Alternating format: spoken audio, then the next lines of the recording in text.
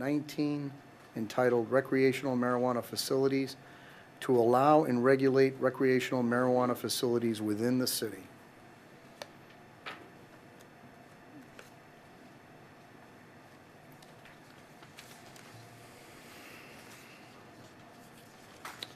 And invite the petitioner, anybody accompanying her, to come into the chambers.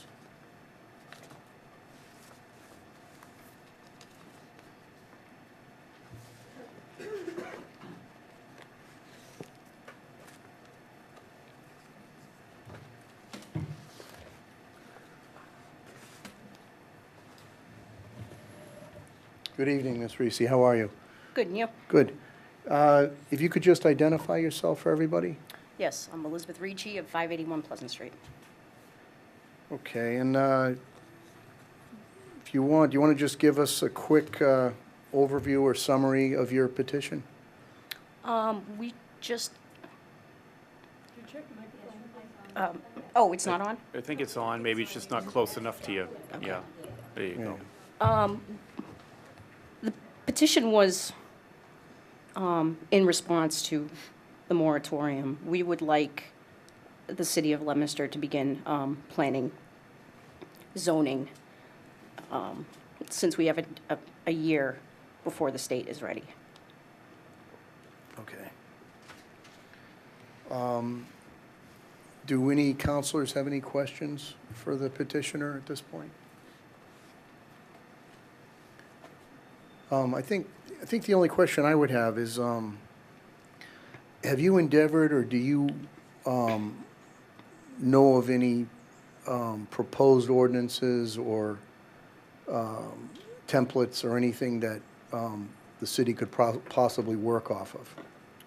I know of a few. I don't have any with me. Okay. To be honest, I didn't know I was going to be sitting here tonight. Oh, so. I apologize. Yeah, but there are definitely templates out there from the state of Washington, the state of Colorado, Okay.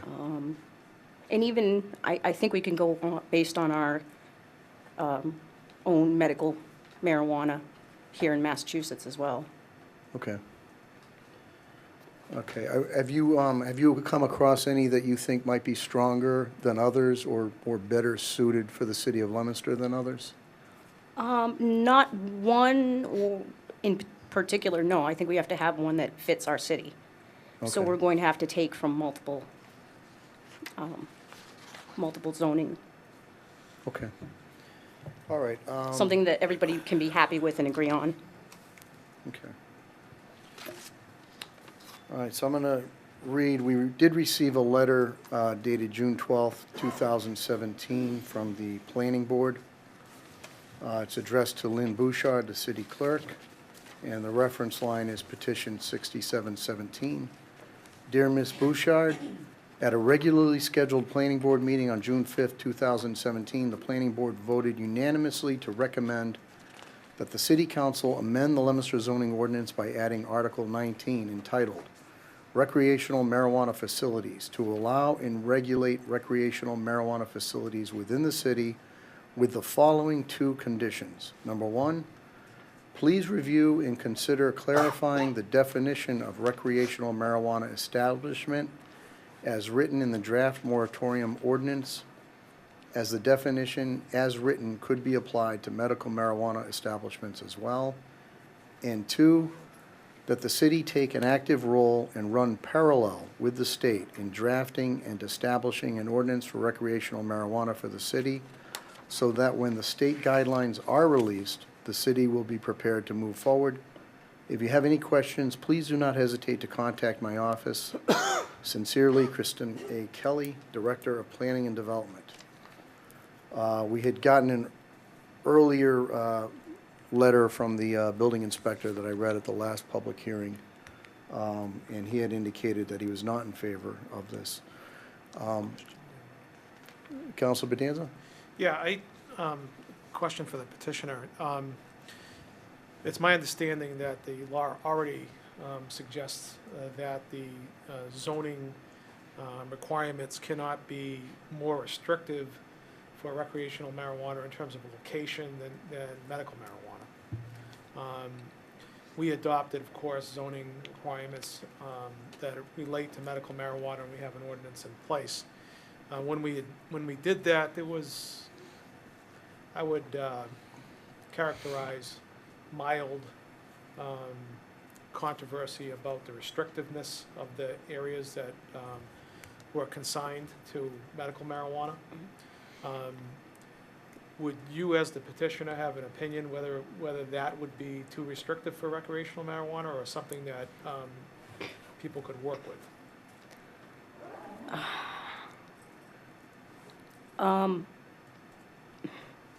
Being in just the industrial zone, it's probably a little too restrictive. I mean, if you take into account tobacco can be sold in a lot of places, alcohol can be sold in a lot of places, not just industrial. So I think it is a little too bit restrictive, but again, we have a city of 40,000 people, so we need to try to make everybody relatively happy. Yeah, that's a difficult task sometimes. Yes, definitely. I mean, it's a majority, let's say, because you're not going to make everyone happy, so. Yeah. All right, well, I mean, we'll have, depending on what happens here this evening on the moratorium, we'll certainly have some period of time at least. I guess it doesn't, whether the moratorium passes or doesn't, we still would have the ability to start looking at this in terms of planning for the long term. And as I said publicly before, I think it makes sense to do that, to start in on the ordinance now rather than wait till the last moment, as advised by Margaret Hurley, the Assistant AG, who spoke to the MMA a number of months ago. But I was just curious about your feelings with respect to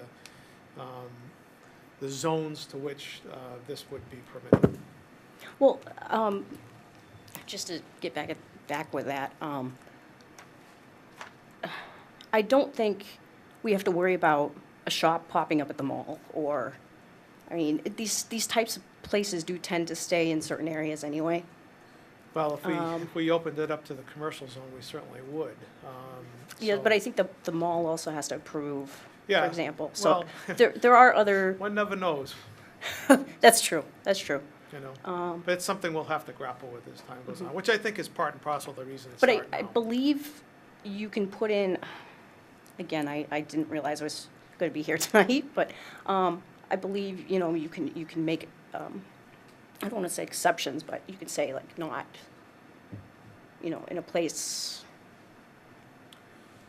Well, like I said, because I believe the mall has like certain guidelines as well, so. we have some work to do. Yeah, definitely. Yeah, And now we have the time to do it. okay, thank you. Any other counselors have any questions at this time? Is there any member of the audience who wishes to address the council in favor of this petition?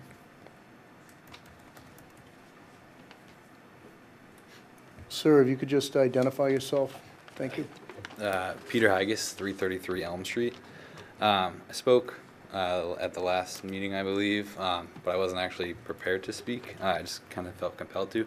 So I wanted to be a little more organized in what I was trying to say. And first off, again, I want to just say to the issues of public safety and health that many people have brought forward to the council, I concur with a lot of them based on recent evidence that it doesn't pose a significant, that legal marijuana does not pose a significant hazard. And you have to look at it from the legal standpoint, not from it while it is during a prohibitionary period. Because just like alcohol, crime, is fueled by a black market. So once this becomes something that's legally sold, drug dealers, things like that, their incentives start to diminish. But a few numbers just to go over. One is this is from the state. Some of the projections that were made in 2018. There's a projected revenue from sales of $300 million. That jumps in 2020 to $1.17 billion. In terms of the state, that means in the first year, they're estimating roughly $65 million in revenue and $130 million in the second year. to bring that down to local taxes, there is, as part of the law that was passed, a 2% optional municipal tax, which once, if and when dispensaries become part of Leominster, I would ask that you take that option. But there are 351 cities and towns in the state. Some of the figures I found as of June, there are 28 who have decided to ban recreational marijuana, which I think is to their loss, but there are some communities, unlike Leominster, that didn't have a majority that voted for it. But with that 2% tax rate, even if you were just to simply evenly spread the projected revenue across the entire state, which reasonably that wouldn't be the case. There are going to be some areas that are more, that have greater sales than others, Leominster being a higher populated area for this region. It would be reasonable to assume that we would have greater numbers than that, considering Sterling, Lancaster, Air, several other communities in the area are smaller, and we would be more profitable to incoming business. But in 2018, it's $18,576 would be from evenly spread just municipal tax. In 2020, that jumps up to $72,446, again, evenly spread. And that's not including things like licensing fees, other like property taxes, other fees and taxes associated with just normal business conduct.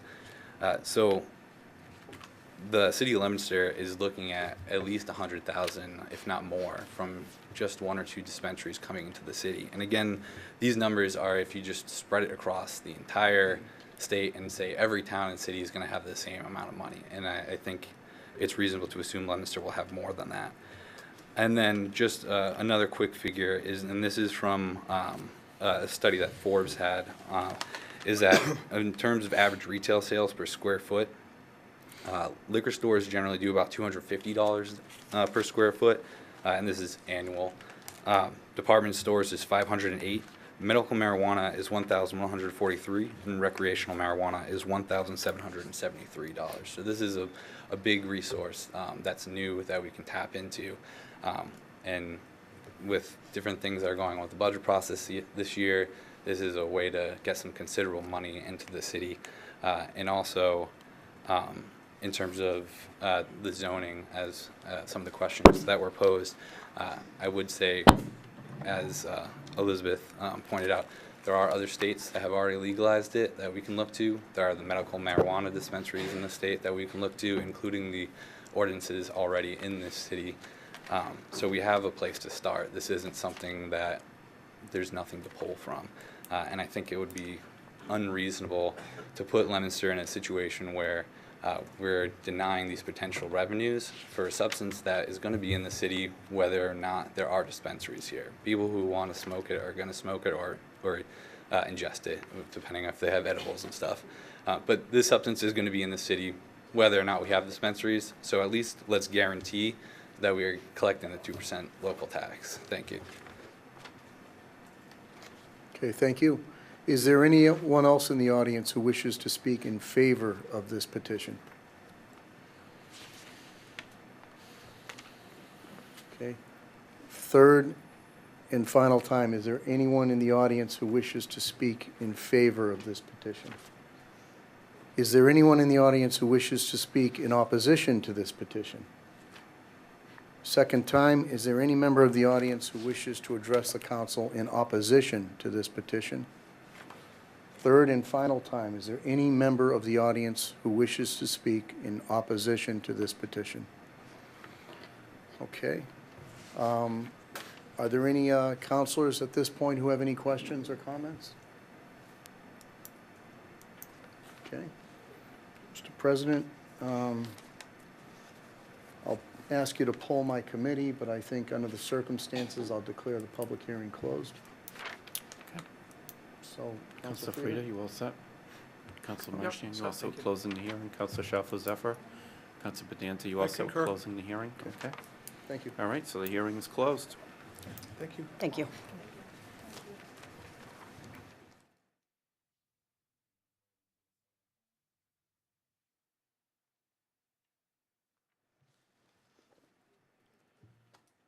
Okay, thank you, Mr. President. This is a hearing before the Leominster City Council. This has been continued from May 8th, 2017, relative to amending Chapter 22 of the revised ordinances entitled zoning by inserting a new section, Article 2, Section 22-16.12, entitled Recreational Marijuana Establishment Moratorium. This is petition 3917. And I know we got a recommendation from the planning board. And I'm just looking for that.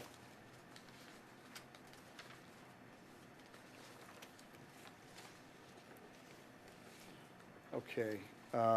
By letter dated June 12, 2017, addressed to Lynn Bouchard, the city clerk. The red line is the recreational marijuana establishment moratorium. Dear Ms. Bouchard, at a regularly scheduled planning board meeting on June 5, 2017, the planning board voted 2-4 against recommending that the city council establish a moratorium on recreational marijuana. Some board members were uncertain as to the purpose of establishing a moratorium if guidelines from the state would not be forthcoming until March 15, 2018. Per the motion made by Vice Chairperson Carol Vittorioso, notwithstanding, excuse me, the outcome of the vote, the board would like to recommend that if the city council proceeds with establishing the moratorium on recreational marijuana, that they consider two conditions. Number one, please review and consider clarifying the definition of recreational marijuana establishment as written in the draft moratorium ordinance, as the definition as written could be applied to medical marijuana establishments as well. And number two, that the city take an active role and run parallel with the state in drafting and establishing an ordinance for recreational marijuana for the city, so that when the state guidelines are released, the city will be prepared to move forward. And it's signed Kristen A. Kelly, Director of Planning and Development. Is there, before I go to the council, I'll go to the members of the public. Is there anyone in the public who wishes to address the council in favor of this petition? Second time, is there any member of the audience who wishes to address the council in favor of this petition? Third and final time, does any member of the audience wish to address the council in favor of this petition? Does any member of the audience wish to address the council in opposition to this petition? Second time, does any member of the audience wish to address the council in opposition to this petition? Third and final time, does any member of the audience wish to address the council in opposition to this petition? Seeing none, are there any members of the council who have any questions or comments during the public hearing portion of this? Nobody? Mr. President, I'll ask you to poll my committee, but my recommendation would be to close the public hearing. Council Frady, you all set? Yeah. Okay. Council Marchian, you all I set to concur, close? thank you. Council Shalfo Zephyr? Council Bedanza, you all set to close the public hearing? I am. Okay, it looks like that's a recommendation to close the public hearing. Thank you, Mr. President.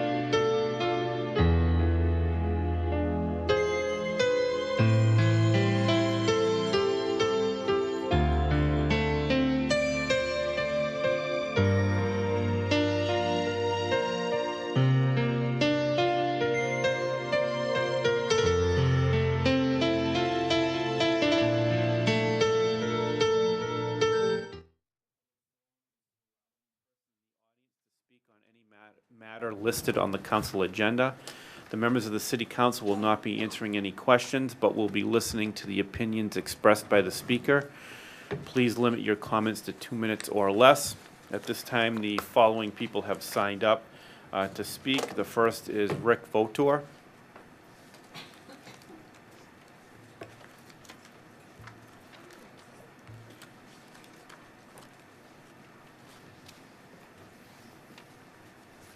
Good evening, everyone. I'm asking to get your support on C-102, which is $80,000 appropriation for the handicap accessible ramp at the Leominster Veterans Center. We got a $30,000 grant from Representative Dennis Rosa before he left office, and we need an additional $80,000 to finish our ramp. So right now, the building is handicap accessible to the hall side, but it's not handicap accessible to our side. And we have a large step, and there's like a little half step, which is a trip hazard, and we have people tripping all the time. So that's what that $80,000 is for. So I would appreciate your support. Thank you. Thank you very much. Okay, the next person is Sue Kohler.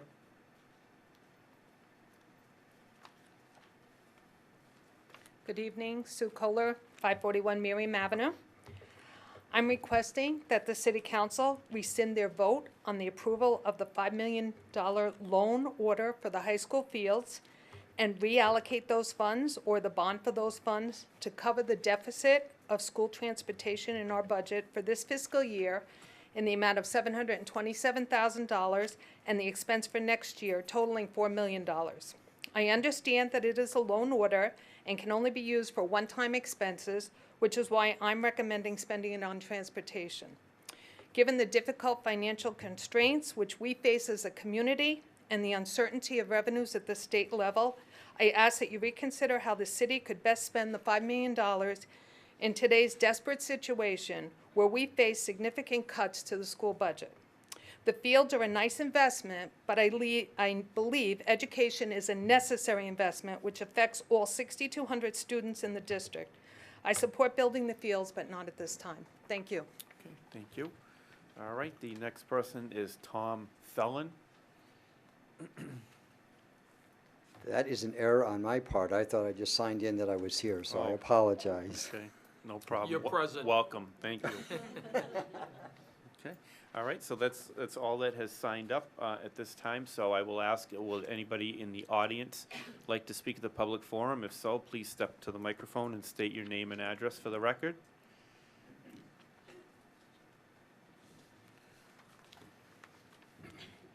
Tom Kanakia, 315 Johnson Street, here in Leominster. I would like to pose a scenario to the mayor with a few questions regarding his budgeting process. What if the city council received your budget earlier instead of a few days prior to the deadline so they could thoroughly review and discuss it? What if the city budget included a capital project plan with expenses instead of just a list of capital projects? What if the city used accurate estimated tax receipts in the formulation of the city budget, thereby not requiring a yearly property tax increase? What if Leominster was not ranked by the DOR as having the 30th highest property tax rate out of the 241 cities and towns that have a single tax rate? Out of all 353 cities and towns, Leominster is ranked as having the 37th highest tax rate. What if the spent-to-date reports on closeout day of the fiscal year did not show excessive amounts of taxpayer money left over in department budgets? The totals are $6.9 million for FY16 alone and $19.4 million from FY14 to the present. What if the taxpayer money remaining in department budgets going into free cash for FY16 was not 14.7% of the total property tax levy collected, but more in line with the state average of 5.5%? What if the taxpayer money in free cash was not allocated to the stabilization account? Currently, our rainy day fund has $14 million in it, according to the City Comptroller's Office and the DOR municipal database. What if our current stabilization fund amount of $14 million was not the 13th highest total in the state out of the 321 cities and towns reporting? Incidentally, Leominster has not yet reported its stabilization fund total for FY16 to the Division of Local Services. What if the amount of money with which you exceeded net school spending for fiscal year 16 was not 0.1%, or just $59,569? This figure is reported by DESE's Office of School Finance. What if the funding effort for this year was not 97.1% of net school spending? Let's recognize that the original budget approved by the City Council was $400,000 under net school spending, and you recommended transportation funding with a $1.6 million shortfall. It is the substantial underfunding of the school department that has created our current situation. What if Leominster schools were not ranked by DESE's Office of School Finance as the 9th lowest funded district in the state out of the 261 non-regional vocational school districts for fiscal year 16? What if chargebacks, the cost the school department has to pay back to the city for overhead expenses, $6.4 million for FY16 alone, were not added to the school department budget and used to reach net school spending requirements? What if the chargeback amount for school employee benefits did not increase from $1.8 million in FY11 to $2.6 million in FY16, a 45% increase? What if the city had provided a justification for this increase, which it has not, as referenced in the auditor's findings? This $800,000 increase makes up a significant part of every year's net school spending compliance. What if those energetic and talented teachers, deans, paras, tutors, secretaries, custodians, and IT staff who receive their pink slips and who were committed to a career in Leominster don't come back? What if a factual conversation centered around active participants, like those here tonight, instead of Facebook friends bubbles, as Benjamin Franklin said, trickery and treason are the practice of fools who don't have it in them to tell the truth? What if the comprehensive DOR review had been requested by you, Mr. Mayor, in 2011? As you recall, the City Council passed a resolution asking you to request the DOR review after the Massachusetts Association of School Business Officials identified inefficiencies and waste in City Hall's working relationship with the school department, particularly in the areas of payroll and purchasing, in February of 2010. Mr. Mayor, your city budgeting process is the source of the problem. I am asking the City Council to draft a resolution and to pass it to encourage the mayor to request a Department of Revenue review. This free and comprehensive review of budgeting procedures and finances will bring transparency and accountability to your questionable budgeting practice. Thank you. Thank you very much. Would anybody else like to speak at the public forum? Okay, once again, would anybody in the audience like to speak at the public forum? And for the third and final time, would anybody in the audience like to speak at the public forum? Seeing none, I declare the public forum closed. Okay, and Councillor Feckley, we have some 7:20 p.m. interviews with appointees. Yep, we do, Mr. President. I'm going to ask if Lisa La Jeunesse is here. Lisa, do you want to come up?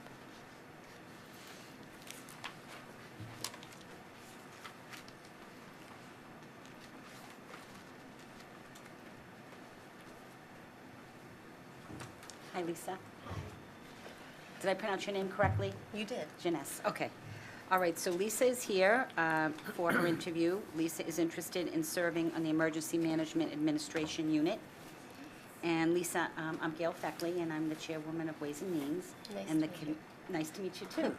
And the committee consists of Councilor Marchand over there and Councilor Lanciani.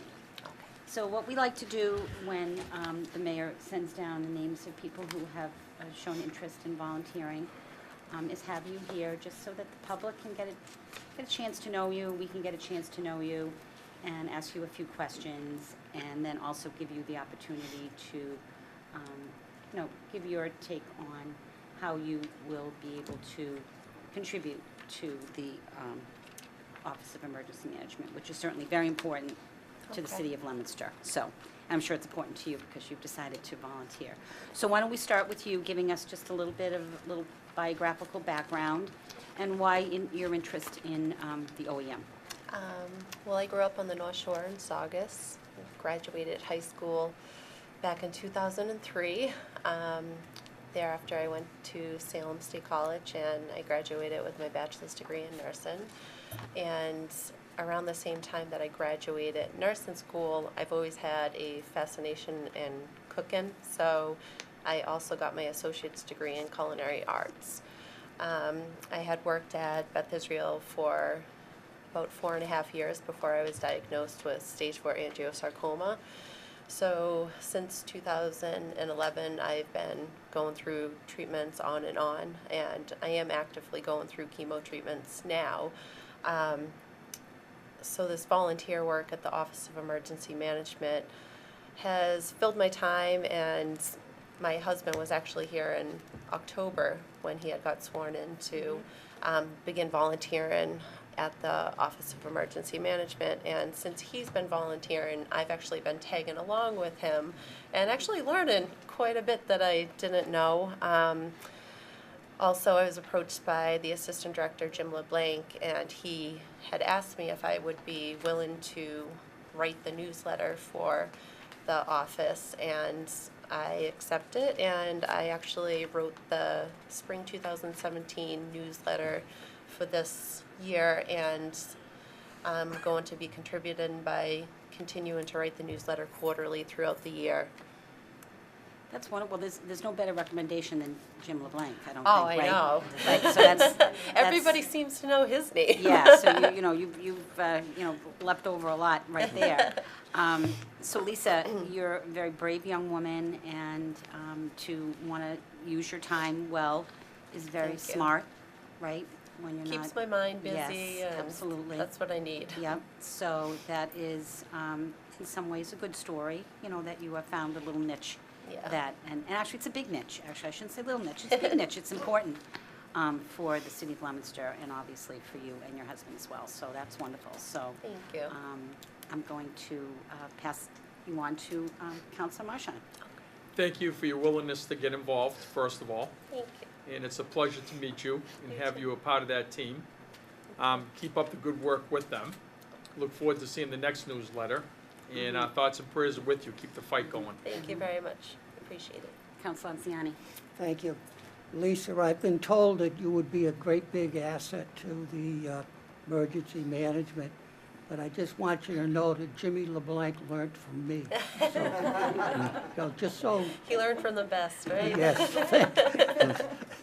thank you. But I hear that you're a great worker and that you'll do an excellent job, and I wholeheartedly support you. Thank you. Any other councilors have any questions or comments for Lisa?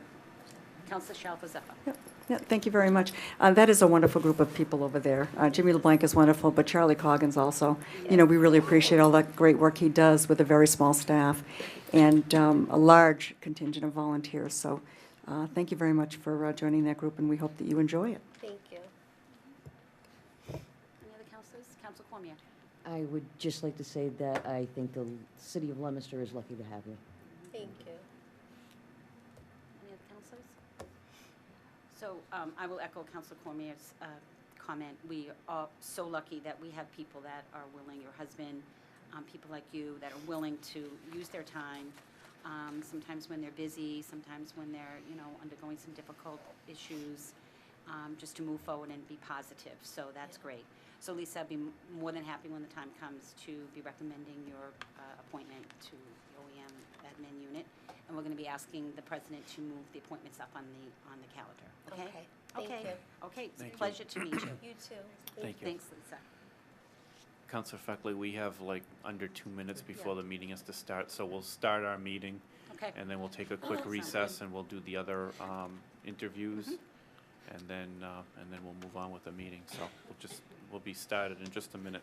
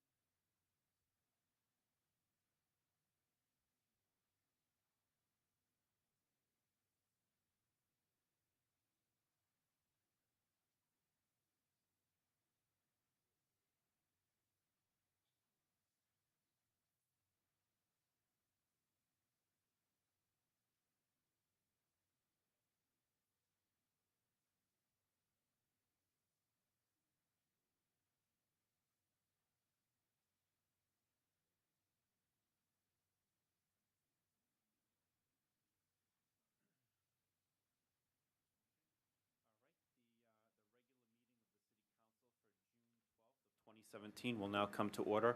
Will you all please stand and join me for a salute to the flag?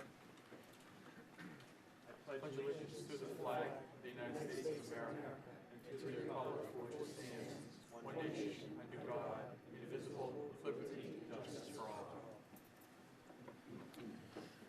I will now take a roll call of the honorable members of the Leominster City Council, beginning with Councilor Councilor Dombrowski. Present. Councilor Shalfo-Zephyr. Present. Councilor Feckley. Present. Councilor Bedanza. Present? Councilor Lanciani. Present. Councilor Cormier. Present. Councilor Marchian. Present. And I am present. All 9 members are present this evening.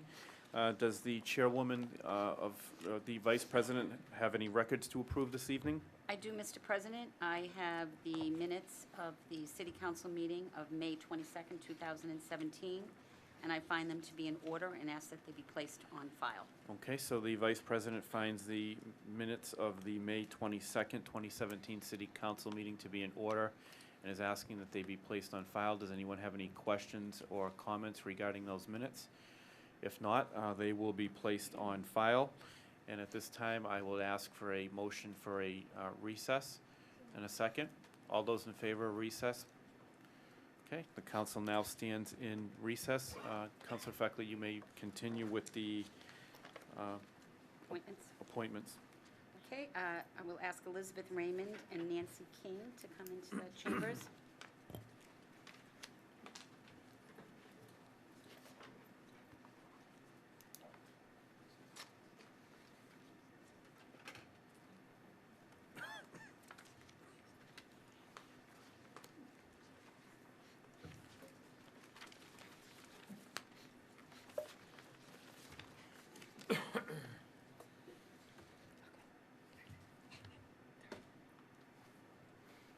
Ladies, how are you?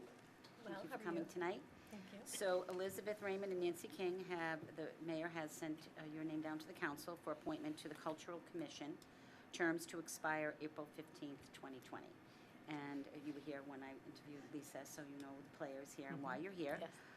So what we would like to do, again, is chat with both of you, have both of you give us a little bit of your background and tell the council and the public how you feel as though you can contribute to the Cultural Commission. Certainly, we know the Cultural Commission is a very important aspect of life in Leominster. You know, we do a lot of fun things in Leominster, we do a lot of serious things in Leominster, and hard things in Leominster, and the Cultural Commission can touch all of that, you know, and you know, give us a little bit of culture, right? So, okay, so you can choose who wants to start. Eeny, meeny, miny, moe. I'll go. Sure, I'll go.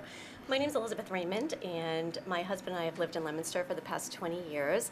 I'm the proud mom of 2 children. My daughter just graduated from Leominster High last week, and my son is in the 7th grade at Skyview Middle School. Having spent the last 20 years here, I also grew up in Leominster. And culture was always a very important part of my life here in Leominster. My mom is a retired Leominster music teacher and a former council member, so I had a great role model in my mother. My parents always instilled a great appreciation for the arts, for music, art, theater, anything related to culture. And that has stayed with me throughout the years, and I've tried to instill that the great cultural values in my own children.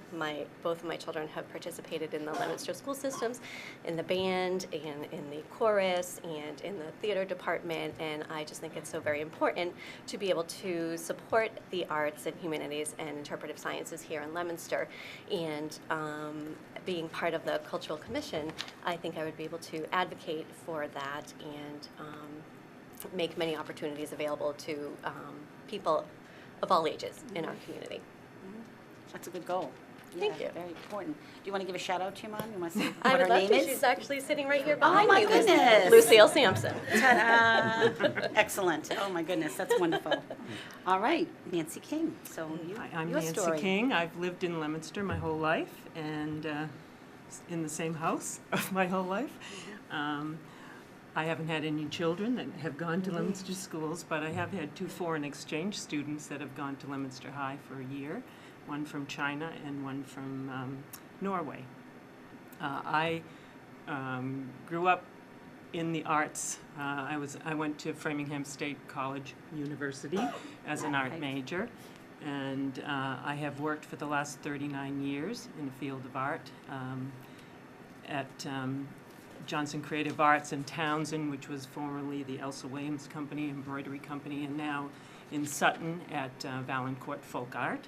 I also have taught children's choir in my church for the last 28 years or so.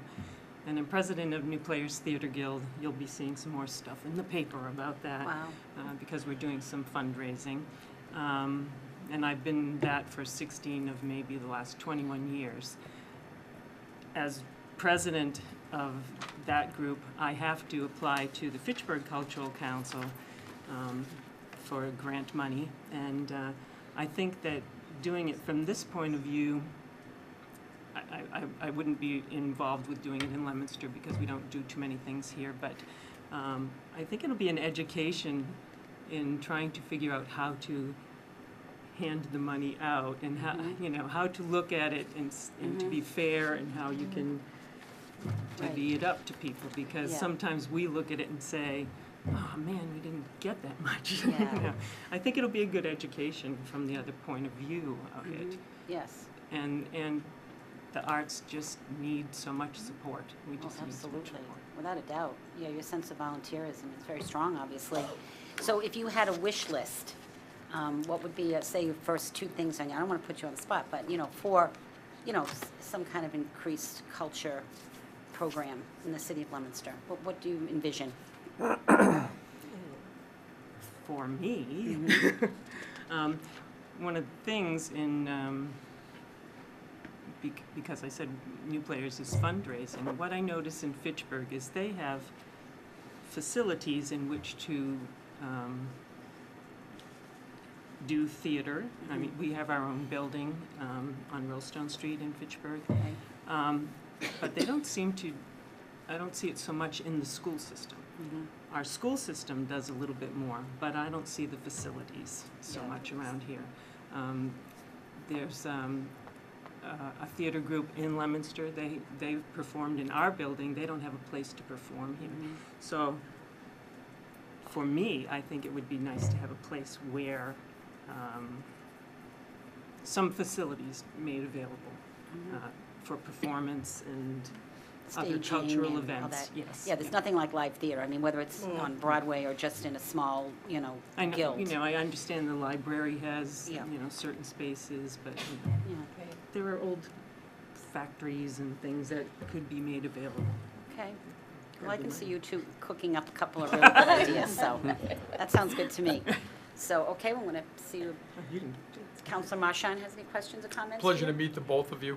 Thank you. May I, for your wish list, if I was sitting in the seat, I would say more money. All true. Because unfortunately, what happens is a lot of your money, if not all of it, comes on the state level down to the local. So we're at that mercy from year to year. And there were years where we were zero level. Going back to in the early 1980s, we've been fortunate, but I'm involved with, I was one of the recipients of one of the grants for the Johnny Appleseed Festival. So we all appreciate what you do with the little that you have, but we certainly could use a lot more support. So we're glad to see that you're focused on some of the areas that need support. You know, we're willing to, I think everybody's willing to kick in and help each other, so that's a good thing. But we appreciate your willingness to serve and look forward to working with you. Thank you. Thank you. Thank you. Councilor Anciani? Leominster's found two more jewels that are willing to take and stand up and say, here I am. Well, here we are. Congratulations. Thank you. Thank you. Thank you. Any other councilors have any questions or comments? Councilor Frida? I couldn't think of two better qualified people to be sitting there. Elizabeth, I mean, you must have been doing this when you were 2. I mean, with your mother and, In some form, yes.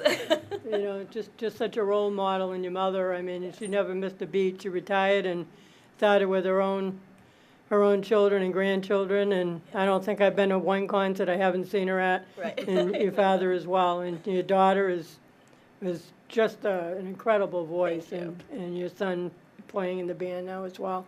I think from my perspective, when we're looking at people for boards and commissions, needs to be somebody who has that inside understanding of how it works. And Nancy, you've been around forever too, in the music and the arts, and that's complimentary.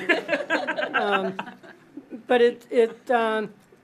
it's just a great addition to that board, and it's necessary, because as funds do start to dwindle, as Councilor Marchand mentioned, it's important to be able to know what's important and what the priorities are. And you both have the ability to make those decisions, so congratulations, welcome aboard. Thank you. Thanks. Any other councilors? No? Yes. Go ahead. Quick one. Yep. Yep. Councilor Thank you Shaw, both. And as Councilor Frida said, what I was struck by is both of your experience is just perfect, really, for the Cultural Commission. So it's nice that you bring all of that experience and the passion as well. So thank you very much for volunteering. Thanks. Thank you. Thank you, ladies. Thank you. It was a pleasure to meet you, and we'll be hearing more about you, I'm sure. And you're great. Thank you very much. Thank you very much.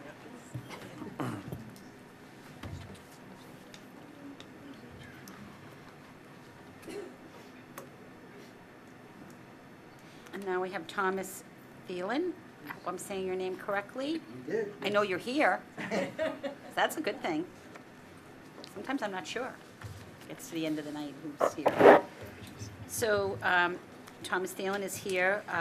It's for the Disability Commission appointment for a term to expire April 15, 2020. And you've been here all along, so you know what we're going to be doing here. I took Thielen. notes. Yep. I was a member of the Disability Commission actually for a short period of time, about a year or so. And in just that year, it was amazing how much happened in that 1 year. How many initiatives the Disability Commission either enacts or comes up with. They do workshops, and they really kind of just always looking out to make sure that Leominster is a safe, comfortable, and enjoyable city for our disabled citizens. And it's not just people that can't or have a tough time getting around. It's also people that don't have problems with sight or hearing or any kind of thing that just keeps them from, being able to go out and about, on a daily basis without the help of a lot of people, looking after that. So if you could just give us an idea of what your background is, a little bit of bio on yourself, and Glad to, how you yes. feel as though you can contribute to the commission. Gladly. Well, first of all, it's an honor to be here. I, maybe off the record, on the record, want to say thank you, all of you, for what you've done. I've been a resident here in the village of North Leominster for 35 years. I've been married for 25 years and have helped father 3 children. My background is pretty much the same thing. For about 42 years, I've worked in the Human Services Department, mostly as a substance abuse clinician, helping men and women, adolescents, hopefully recover and get a life back from alcohol and drugs. And for 17 years, I worked at a hospital in Worcester and was assigned to work with the older population, people 60 on up, who had very specific self-esteem issues and felt somewhat disengaged from the population, and really worked to try to help them realize that they still have meaning to their life. The reason I'd like to be part of this commission is my wife and I have offered every now and then to help out with the people that are on the commission presently, and because of having just recently semi-retired, really didn't have much more time to give back to the community, which I really would like to do, and do see a purpose. And I want to thank you for what you said, because it's quite expansive. And what I hope to bring to the commission is, in a sense, fresh blood, some insights, and to really help the community get more involved with education, and I hope reach out to the people, again, who perhaps feel disconnected for whatever reason. So that's about it. Yeah.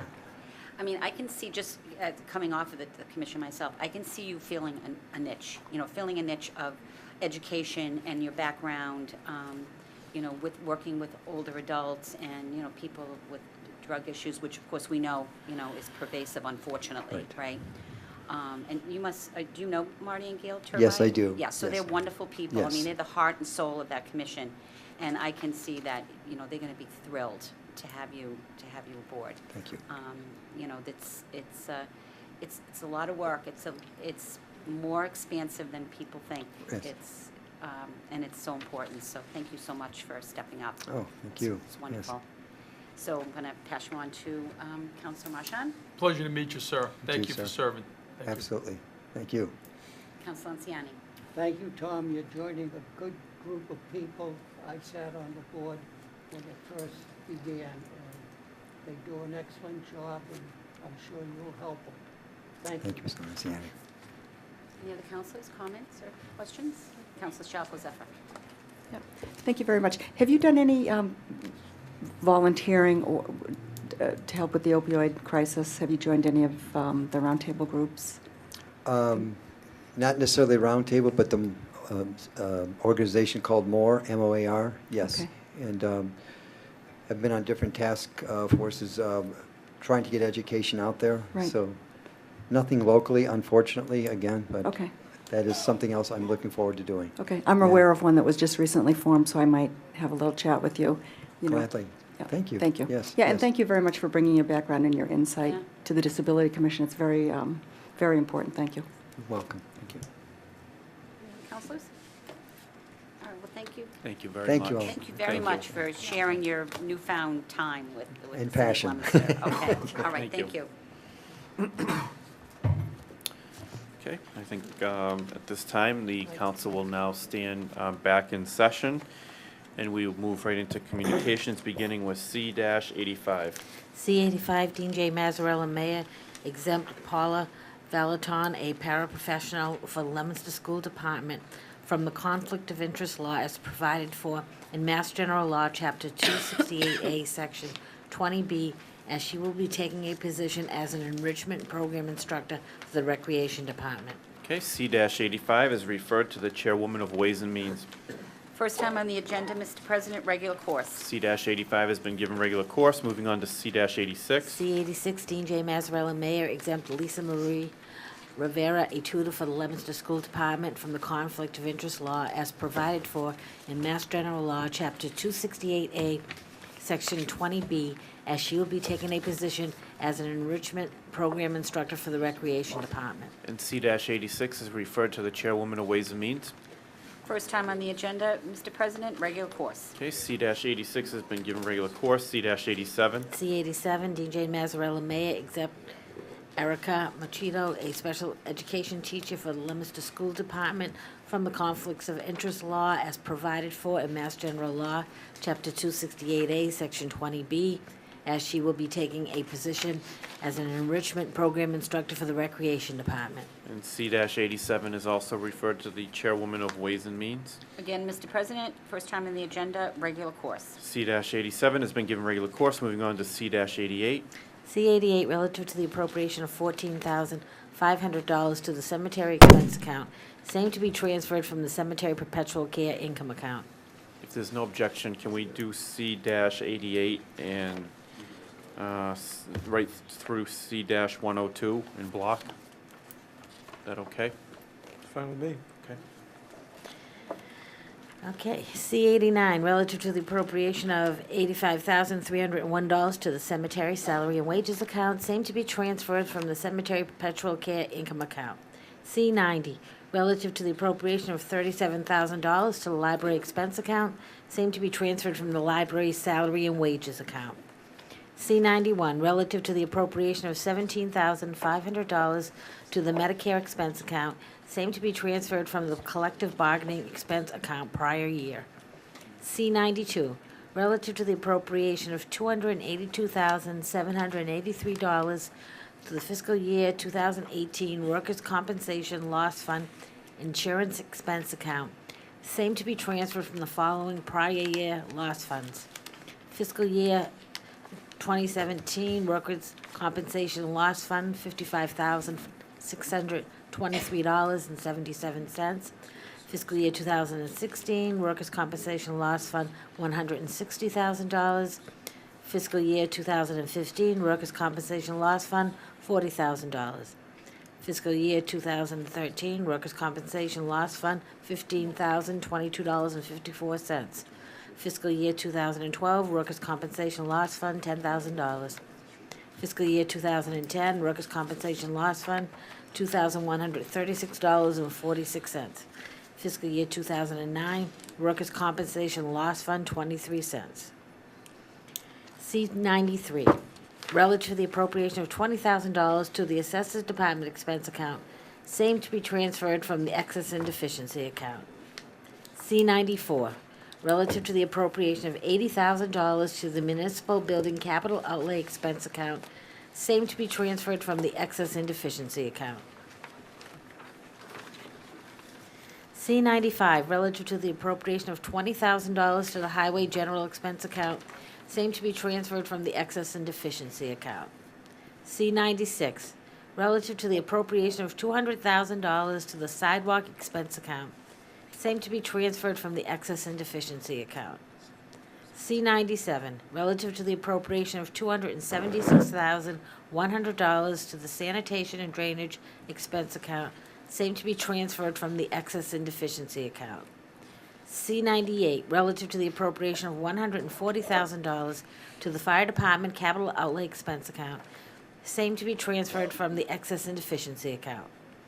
C99, relative to the appropriation of $243,000 to the School Department Expense account, same to be transferred from the excess and deficiency account. C100, relative to the appropriation of $250,000 to the School Department Expense account, same to be transferred from the excess and deficiency account. C101, relative to the appropriation of $5,150 to the Planning Department Expense account, same to be transferred from the excess and deficiency account. C102, relative to the appropriation of $80,000 to the Veterans Services Capital Outlay Expense account, same to be transferred from the excess and deficiency account. Okay, C-88 through C-102 are referred to the Chairman of Finance. Yes, Mr. President, all of those communications are on the agenda for the first time, and I'd ask that they be given regular course. Okay, so C-88 through C-102 have been given regular course. Moving on to petitions. Oh, sorry. First, we have 3 suspensions of the rules, which we will, the city clerk will read, and then we'll vote to suspend the rules. Okay, please accept the following communication on suspension of the rules. I respectfully request that the appropriations, which total $120,869,649.95, be made to the fiscal year 2018 general fund budget accounts as listed. The same total to be raised by fiscal year 2018 revenue. Regarding fiscal year 2018 general fund budget. If you have any questions, please feel free to contact my office at any time. Dean J. Mazzarella, Mayor. Okay, so it's 3 separate suspensions of the rules. Right, so we just vote on C-103, C-104, and C-105. And these, so is there any discussion about suspending the rules first? Okay, seeing none, all those in favor of suspending the rules so that these can get on the agenda for the first time, please signify in the usual manner. Those opposed, by a vote of 9-0, C-103, C-104, and C-105, the rules have been suspended, and I will refer these to the Chairman of Finance. I would ask, these are all on the agenda for the first time, and ask that they be given regular course. Okay. All right, so C-103, C-104, and C-105 have been given regular course. Do you need to read 104 Yeah, I and think we 105? should read, yes. Okay. C-104. I respectfully request the appropriation of $5,717,030.97 be made to the fiscal year 2018 Water Department budget accounts as listed. The same total to be raised offset by fiscal year 2018 water rates to be collected as authorized by Massachusetts General Law, Chapter 44, Section 53E. And then we have C-105, which will be, I respectfully request the appropriation of $5,578,201.43 be made to the fiscal 18 sewer department budget accounts as listed, the same total amount to be raised offset by the fiscal year 2018 sewer rates to be collected as authorized by Massachusetts General Law, Chapter 44, Section 53E. Okay, so is there any questions about suspending the rules on those other two? Should have did them separately, but, okay, seeing none. All those in favor to suspend the rules on 104 and 105, please signify in usual manner. Those opposed? Okay, so the rules have been suspended on all three, and I'm referring them to the Chairman of Finance. Yes, Mr. President, regular course on C-104 and C-105 as well as C-103. Okay, so all those have been given regular course. Okay, now moving on to petitions. 7917, Comcast of Massachusetts 3 Incorporated, placed two 40-foot utility poles on the northerly side of Landlease Lane in a 3-inch diameter Schedule 80 PVC conduit to be above grade to the backside of the guardrail for telecommunication conduit service to the Fitchburg Easterly wastewater treatment plant. Okay, and this will be referred to the Chairwoman of Public Service. 79-17, be given regular course. Need to establish a hearing date for June 26th, 2017 at 6:45. Okay, so 79-17 will be given regular course, and we will establish a hearing for June 26, 2017 at 6:45 p.m. All those in favor of establishing that hearing, please signify in usual manner. Those opposed, by a vote of 9-0, that hearing has been established. Moving on to matters before the City Council, under Ways and Means, 75-17. Is the Chairwoman of Ways and Means ready to report? I am, Mr. President. 7517 ECO ATM LLC, renew the secondhand dealer license for the location at 100 Commercial Road. That was referred out last meeting to the Police Department and to the Treasurer and Collector. The police know of no good cause not to renew the license, and there is no outstanding bills, so my recommendation would be to grant 7517. You can poll my committee. All right, Councilor Marchian. Agree, thank you. Councilor Lanciani, I you all set as concur. well? Okay, so Yes, you have a sir. unanimous recommendation to grant 75-17. Is there any discussion? Seeing none, all those in favor of granting 75-17, please signify in usual manner. Those opposed, by a vote of 9-0, 75-17 has been granted. Moving on to 76-17. 76-17, Albert Mason, renew the license for 24 bowling alleys at Mason's Bowling Center, located 640 Rear North Main Street. Similarly, this petition was referred to the Police Department and the Treasurer and Collector. The Police Department show no good cause not to renew the license, and there are no taxes outstanding, so my recommendation would be to grant 76-17, and you can poll my committee. Councilor Marchian? Concur. Councilor Lanciani? I concur. Okay, so you've heard the unanimous recommendation of the Ways and Means Committee to grant 76-17. Is there any discussion? Seeing none, all those in favor of granting 76-17, please signify in the usual manner. Yay. Those opposed, by a vote of 9-0, 76-17 has been granted. Moving on to items under legal affairs, 67-17, Mr. Chairman. Mr. President, I'm Yes. sorry, could we move up the appointments? Oh, yes, Okay. absolutely. Thank you for reminding me. Okay, so we will go right to the appointments. And the first one is Thomas Thelen. These will be referred to the Chairwoman of Ways and Means. Thank you, Mr. President. We had Thomas Thelen here today for an interview. He will be serving on the Disability Commission. Thomas has a lot of background that I feel would be very worthwhile on the Disability Commission. He's also familiar with the chairman and the chairwoman of the Disability Commission, so I feel as though they'll work together in tandem, and I feel he's an excellent addition. So my recommendation would be to grant his appointment. Okay, Councilor Poll my Marchian? committee. I agree, thank you. Councilor I Lanciani? concur. Okay, so you have a unanimous recommendation to grant the appointment of Thomas Thelen. Is there any discussion?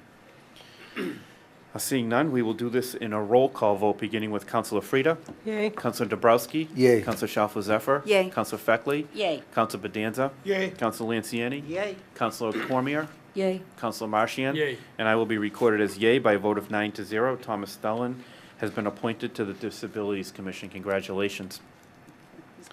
Okay, the next appointment? Yes, Cultural Commission, terms to expire April 15th, 2020. We have Elizabeth Raymond and Nancy King, who I think to the benefit of the city of Leominster will be a tandem team. And I see that they will bring quite a few new ideas and innovation to the Cultural Commission. They both have excellent backgrounds, and we're lucky to have them. So my recommendation would be to approve the appointments of Elizabeth Raymond and Nancy King. Okay, Councilor Marchian. I you all concur. set? Councilor Lanciani. Concur. Okay, so we have a unanimous recommendation to appoint Elizabeth Raymond and Nancy King to the Cultural Commission. Is there any discussion? Seeing none, we will also do this in roll call vote, beginning with Councilor Frida, Yay. Councilor Dabrowski, Yay. Councilor Shalfo Zephyr. Yay. Councilor Feckley, Yay. Councilor Bedanza, Yay. Councilor Lanciani, Yay. Councilor Cormier, Yay. Councilor Marchian. Yay. And I will be recorded as yay by a vote of 9-0. Elizabeth Raymond and Nancy King have been appointed to the Cultural Commission. And moving on to your last appointment, Councilor Feckley. Yep, the last appointment is for the Emergency Management Administration Unit, and we had Lisa LaJeunesse here tonight. And Lisa's husband also is a volunteer at the Emergency Management, and that's how she basically became interested. And it seems that even in just the short time that she's volunteered her time there, she has contributed quite a bit by creating the newsletter.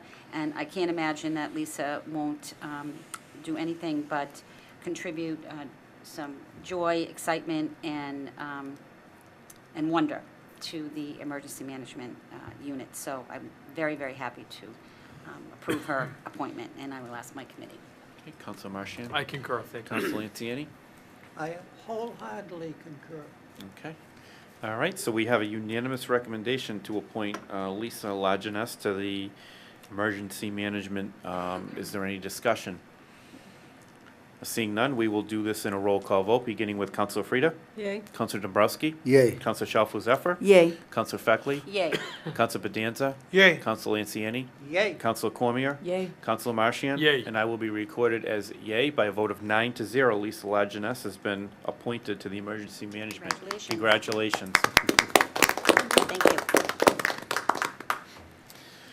you. Okay, now we will go back up to items under legal affairs, beginning with 67-17. Is the chairman of legal affairs ready to report? I am, Mr. President. Elizabeth Reese and 10 registered voters amend the Leominster zoning ordinance by adding Article 19 entitled Recreational Marijuana Facilities to allow and regulate recreational marijuana facilities within the city. Before I get into discussing this item, Mr. President, does it make sense to bring the second reading of the ordinance on petition 3917 Well, forward and have these heard at the same time? I mean, Does anybody? I guess I mean, if you want to, we could, but I don't think one has really anything to do with the other, because no matter what we do at the moratorium, you know, we have to work on this anyway, so if we vote it down now, I don't think either one has to do with the other, is what I'm trying to say. I mean, either way, we gotta start working on this. Oh, no, I'm not suggesting not working on it. I just Right. think that you're going to be hearing a lot of similar arguments in discussion. So just for economy of time, whether you think they have something to do with each other or not, I happen to think they do. I think the petitioner indicated she filed this in reaction to the moratorium proposal, so. Doesn't matter to me either way. Either way, we gotta vote Why on don't I- both of them, so. Why don't I poll my committee quickly Okay. and see what they think? Council Frida? We could do it now, but whatever the committee decides. Council Marchand? Well, I have an opinion through the chair on each one of them, so I'm gonna vote on each one of them by their own merit. So, if that helps you at all. Well, I'm talking I just don't- about the discussion, and then the Yeah. vote would be Well, separate. the point is, I don't know if we really should be discussing one. when we're trying to make a decision on the other. I'm not sure. I understand where you're going, Mr. Chairman. Frankly, it doesn't matter. Okay. Counselor Counselor Zephyr? Shalfo-Zephyr? You know, it might be clearer if we did them separately, if we had the discussion separately. I mean, I could go either way, but, you know, it might make sense to keep them separate, the discussions. Counselor, John. okay, Counselor Bonanza? I tend to agree with the counselor at large. I mean, I do also echo the president's comments. They're really technically not related, because in my view, I've been saying this since, I read that article about the assistant AG. We need to move forward with this, whether we pass a moratorium or we don't. So, I mean, we're not prepared. This is going to take some time. So it's a practical matter. Aren't we going to further time this? Isn't that where we're going with this? Well, probably something along those lines. I mean, we don't have any language to even work with at this juncture, so Yeah. it's gonna take some time. We're gonna have to review some other communities in the state, the legal stuff, and all of the rest of it. So I mean, my position would be, to work toward the goal of the petition, but it's gonna take some time to do it. Okay. I hope I'm not saying I told you so. But, all right, well, relative to petition 6717, I agree that there's going to be a need to move forward on this one way or the other. My particular feeling is that without any language, and really, with the exception of other states that have codified this, without any real suggested language, there's going to be a need for a lot of work and a lot of time.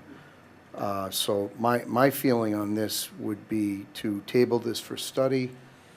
I would ask the president to either request that Legal Affairs start working on something right away, or perhaps create a special president's committee similar to what we did with zoning to work on this right away. But right now, I think this petition is probably a good catalyst for something that's right around the corner.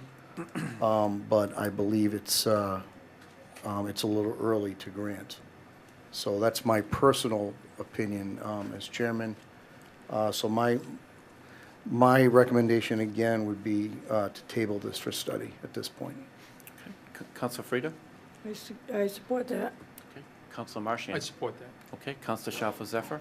I think that makes a lot of sense, given that we could do our work in parallel with what the state is doing. I mean, we really can't race ahead of the state, because their expectation is to come out with, I think, rules and regulations and how these things are going to be, defined, and what the process is going to be. So I'm happy to work, in a parallel, way with what the state is doing. So that's fine with me. Counselor Pedanza? I'm okay with tabling for study, but I want to see the Legal Affairs Committee do some subcommittee work on this, sooner than later, maybe once we get past the budget. But at that juncture, I think we should start working on this as a Legal Affairs Committee. It's the charge of the committee, and I think there's a lot we can accomplish now. There may be some things that we want to see develop over the year, but there are things about this that we know now that we could at least get a framework going. I agree. All right, so it sounds like you have a unanimous recommendation then to give 67-17 table for study. Yep, Okay. and for the record, I was wrong. Okay, all right. Is there any discussion on 67-17? Okay. And if I might just add, we've sort of been down this road before with medical marijuana. We were in the same exact predicament with medical, I think back in 2014 that we are now. And the planning board, I believe, got very involved and made most of the recommendations for the zoning to us. So, we can work with them as well for some of the language and definitions and whatnot, as well. And I think, since it was mentioned about setting up a separate committee, I think I want to stay away from that. I think it falls into legal affairs. We That's have a fine. 5-member committee, and I am confident that the 5 members of that committee can work this out and figure out what we need to do with this. Okay, Councilor Frida, did I see your hand for discussion? Yeah, one of the things that's different about this and the medical marijuana is the medical marijuana had some guidelines from the state when they started. It was legislation put forward. So it's a little bit different than advocates with no direction. I mean, it's flawed. There's no question it's flawed. So I think it was easier for the planning board with the medical marijuana to move forward because they had some direction. That's the exact point of imposing a moratorium so that we'd have time to look at what the flaws are and what they come up with. So, I mean, I'll talk more later, but I think there's a distinct difference in that regard, that the state had some guidelines and now they don't. So there's a big difference there. Okay, So, is there Mr. President, the unanimous recommendation is to table petition 6717 for study. Okay, so we're tabling 67, the recommendation is to table 67-17 for study. Is there any other discussion? No? Okay, seeing none, all those in favor of giving 67-17 table for study, we'll do this in a roll call vote, beginning with Councilor Frida. Yay. Councilor Dombrowski. Yay. Councilor Shalfo-Zephyr. Yay. Councilor Feckley. Yay. Councilor Bedanza. Yay. Councilor Lanciani. Yay. Councilor Cormier. Yay. Councilor Marchian. Yay. And I will be recorded as yay by a vote of 9-0. 67-17 is tabled for study.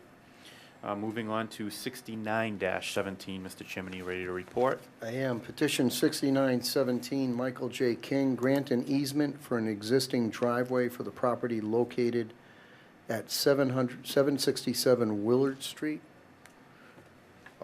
We did receive a letter from Kopelman and Page, which I think it's probably important to read this into the record real quick. Yeah, absolutely. It's dated May 24th, 2017, received by the city clerk on May 25th, 2017.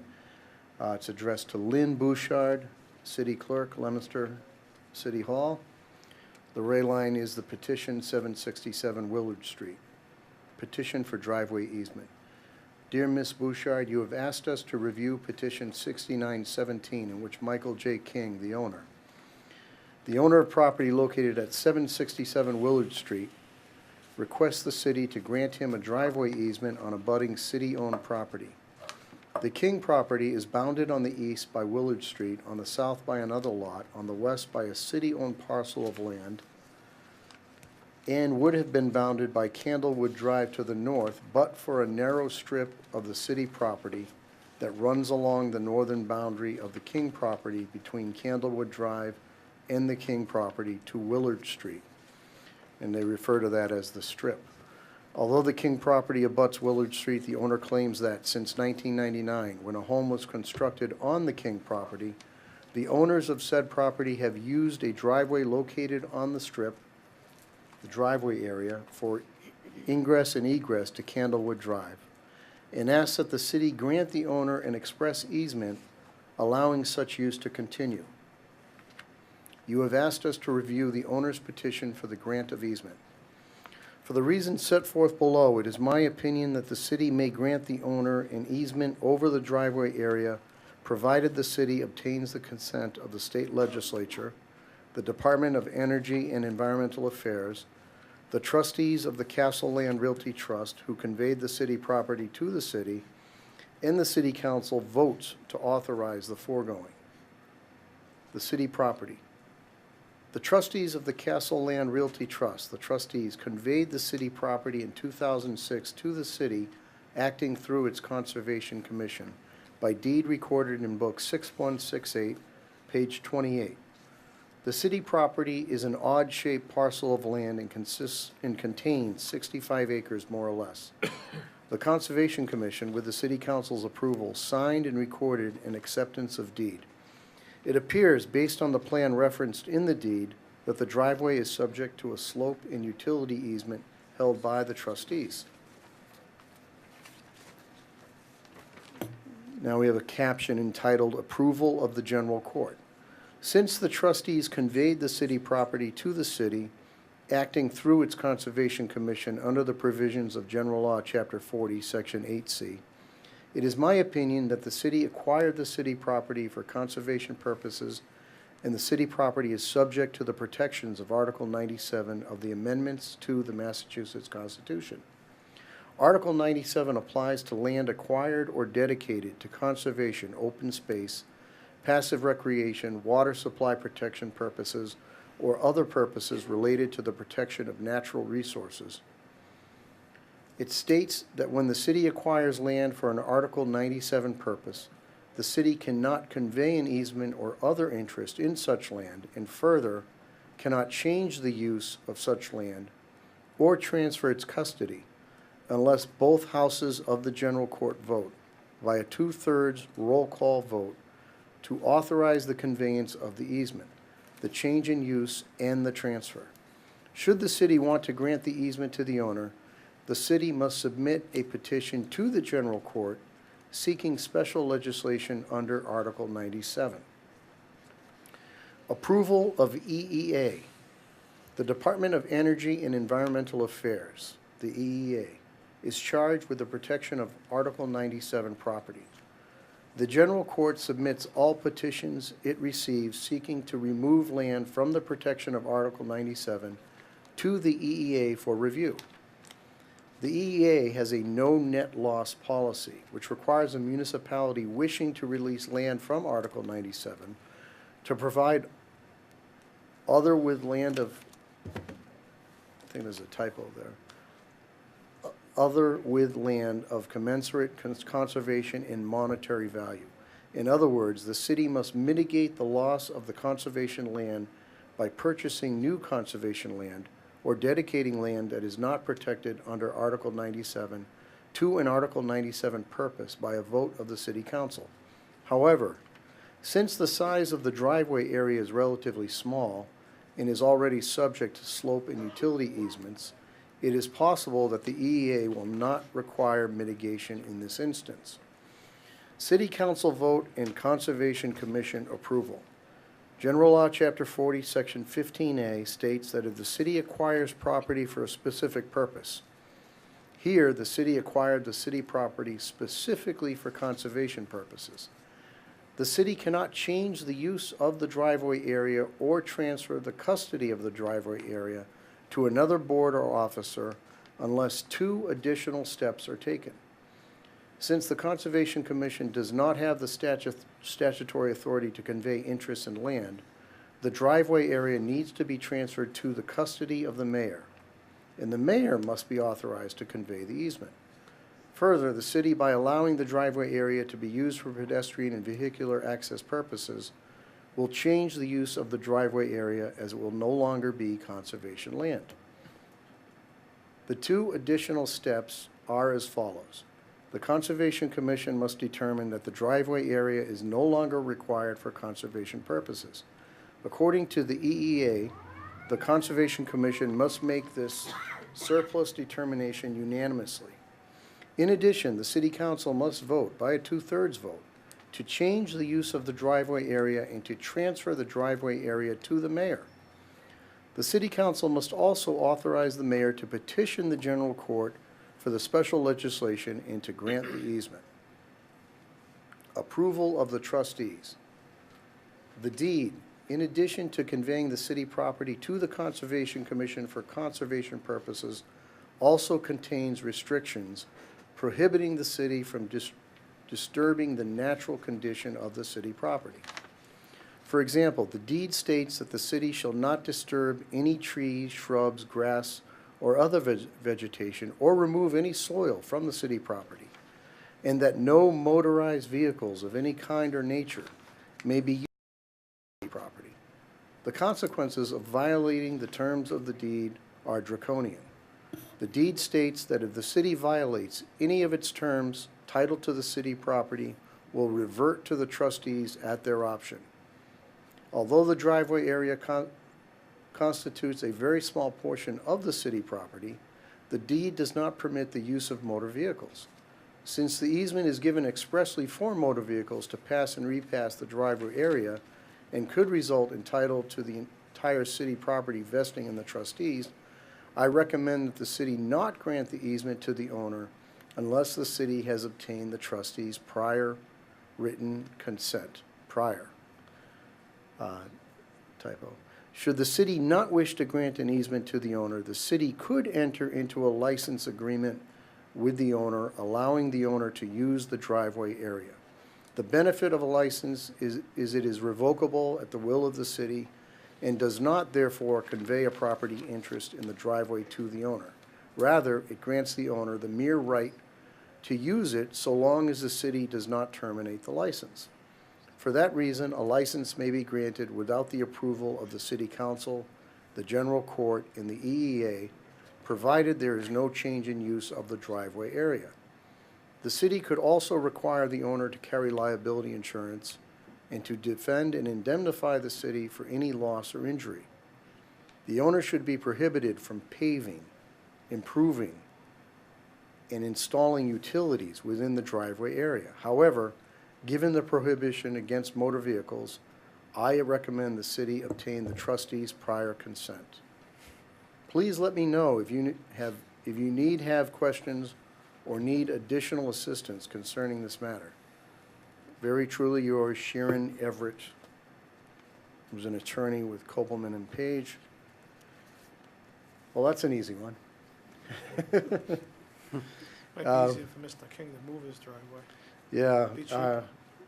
I mean, Say it. in reading it, you wonder, I mean, the license, I think It's not gonna, I don't think it's not gonna help him. It's not gonna get him where it needs to go. Yeah.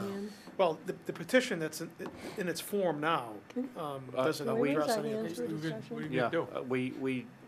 can we check with the committee? What's your recommendation? We're getting into discussion. We don't even have a Well, recommendation. I want to try to do a little bit of committee work right now, if that's all right. Okay.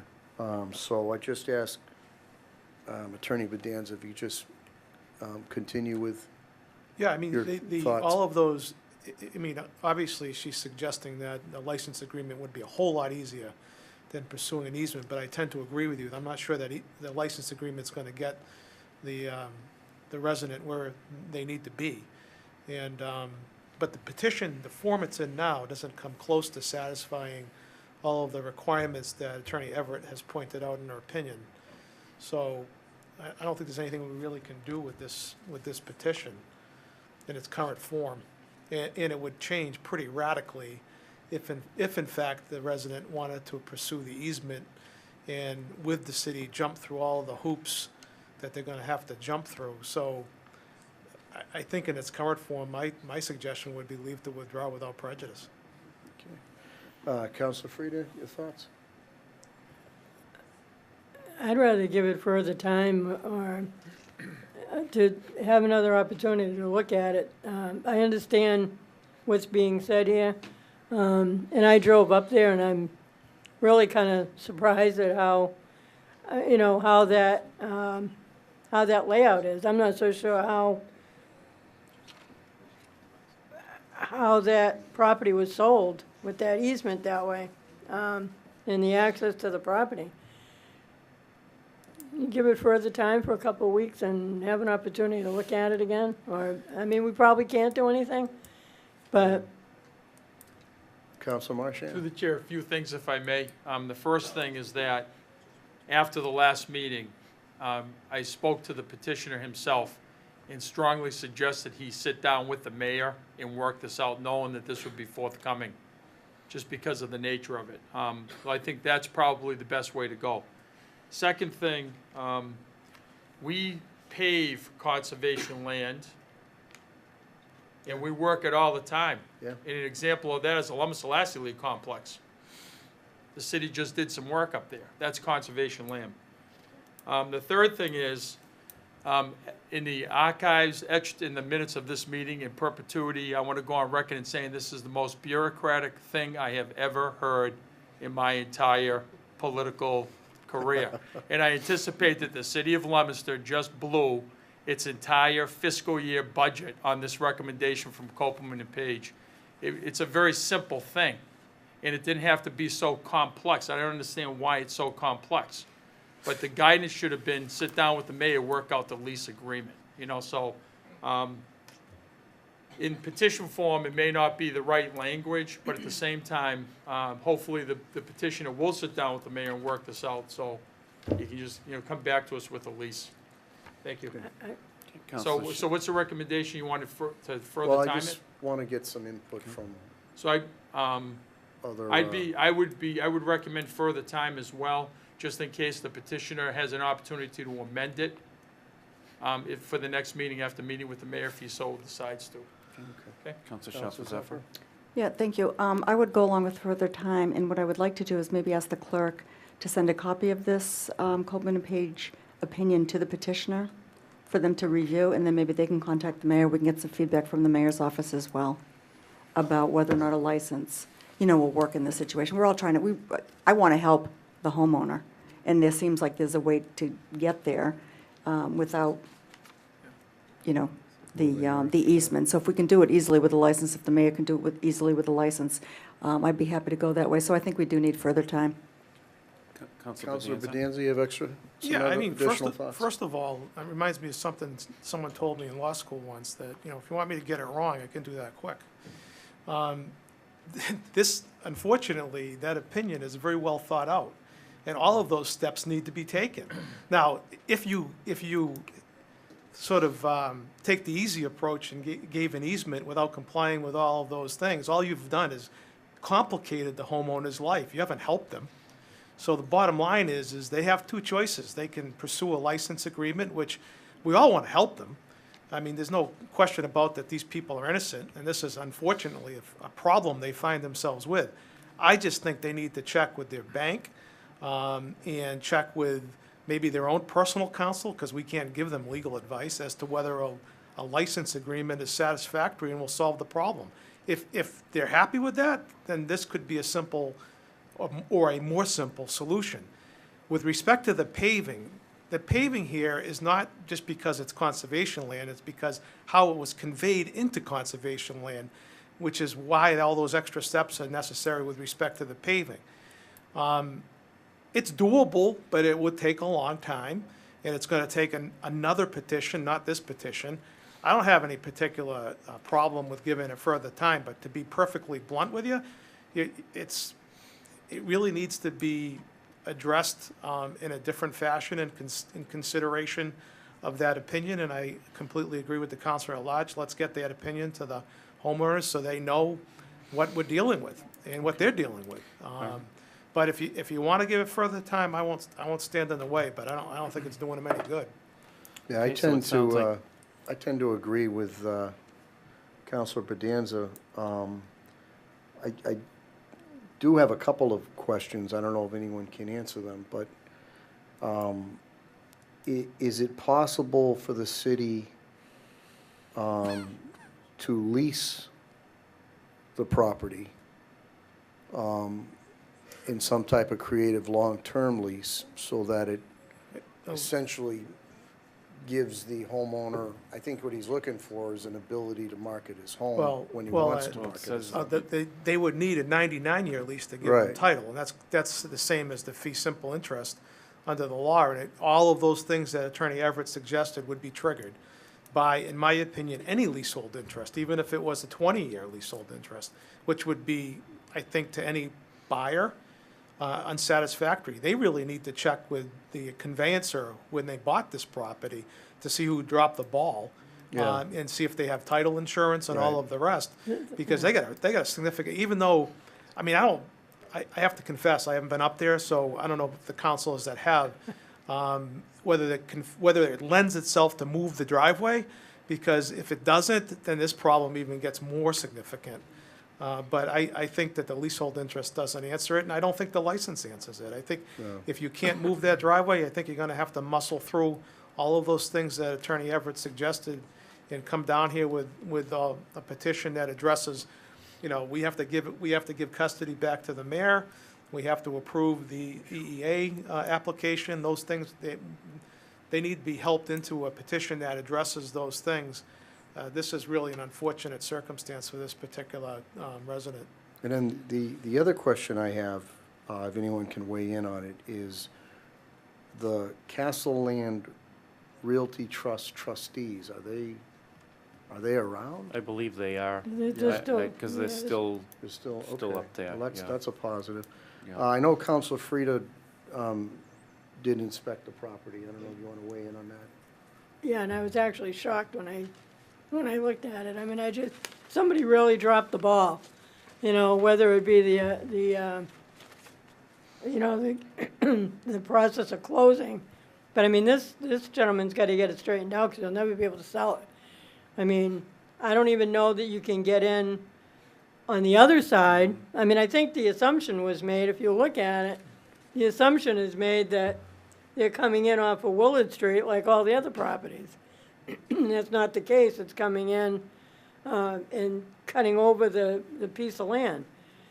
I don't think there's enough side setback, but maybe something could be done if there's a serious problem and he can't get to the property. And I don't think he can really get there from the front either. But I would go back to who made the mistake, and whether it be title insurance or even just a threat of something else. There's somebody that ought to be able to help him because somebody made a big mistake here. Okay. Anybody else I want to mean, weigh I in? checked with the surveyor first because it's, okay, so it sounds like you have a unanimous recommendation to give this further time. Well, correct? lukewarm unanimous recommendation. Lukewarm But, unanimous. yeah, we'll give it further time, and I do believe Council Bedanza is correct relative to the leasehold triggering the same protections, but if we could just have that specific question answered by Copeland and Page, I mean, you know, Yes or I no think would he be has great. to get that Yeah. answer. yeah. Okay. I think the homeowner needs to get that answer to satisfy his own bank, and, I mean, he's not gonna care 20 years from now what Copeland says. Yeah, that's true You as know, he well. needs to protect his own property. But let's give it further time, and between now and then, let's see what transpires. Okay, all right. So you've heard the recommendation of the Legal Affairs Committee to give 69-17 further time. Is there any further discussion? Seeing none, all those in favor of giving 69-17 further time, please signify in the usual manner. Those opposed, by a vote of 9-0, 69-17 has been given further time. Moving on to 77-17. Thank you, Mr. President. Petition 77-17, David R. Cormier, place a stop sign on Montrose Street at the intersection of Grant Street. We did get a recommendation back from the police department. If I can find that, I know they approved, they were in favor of it.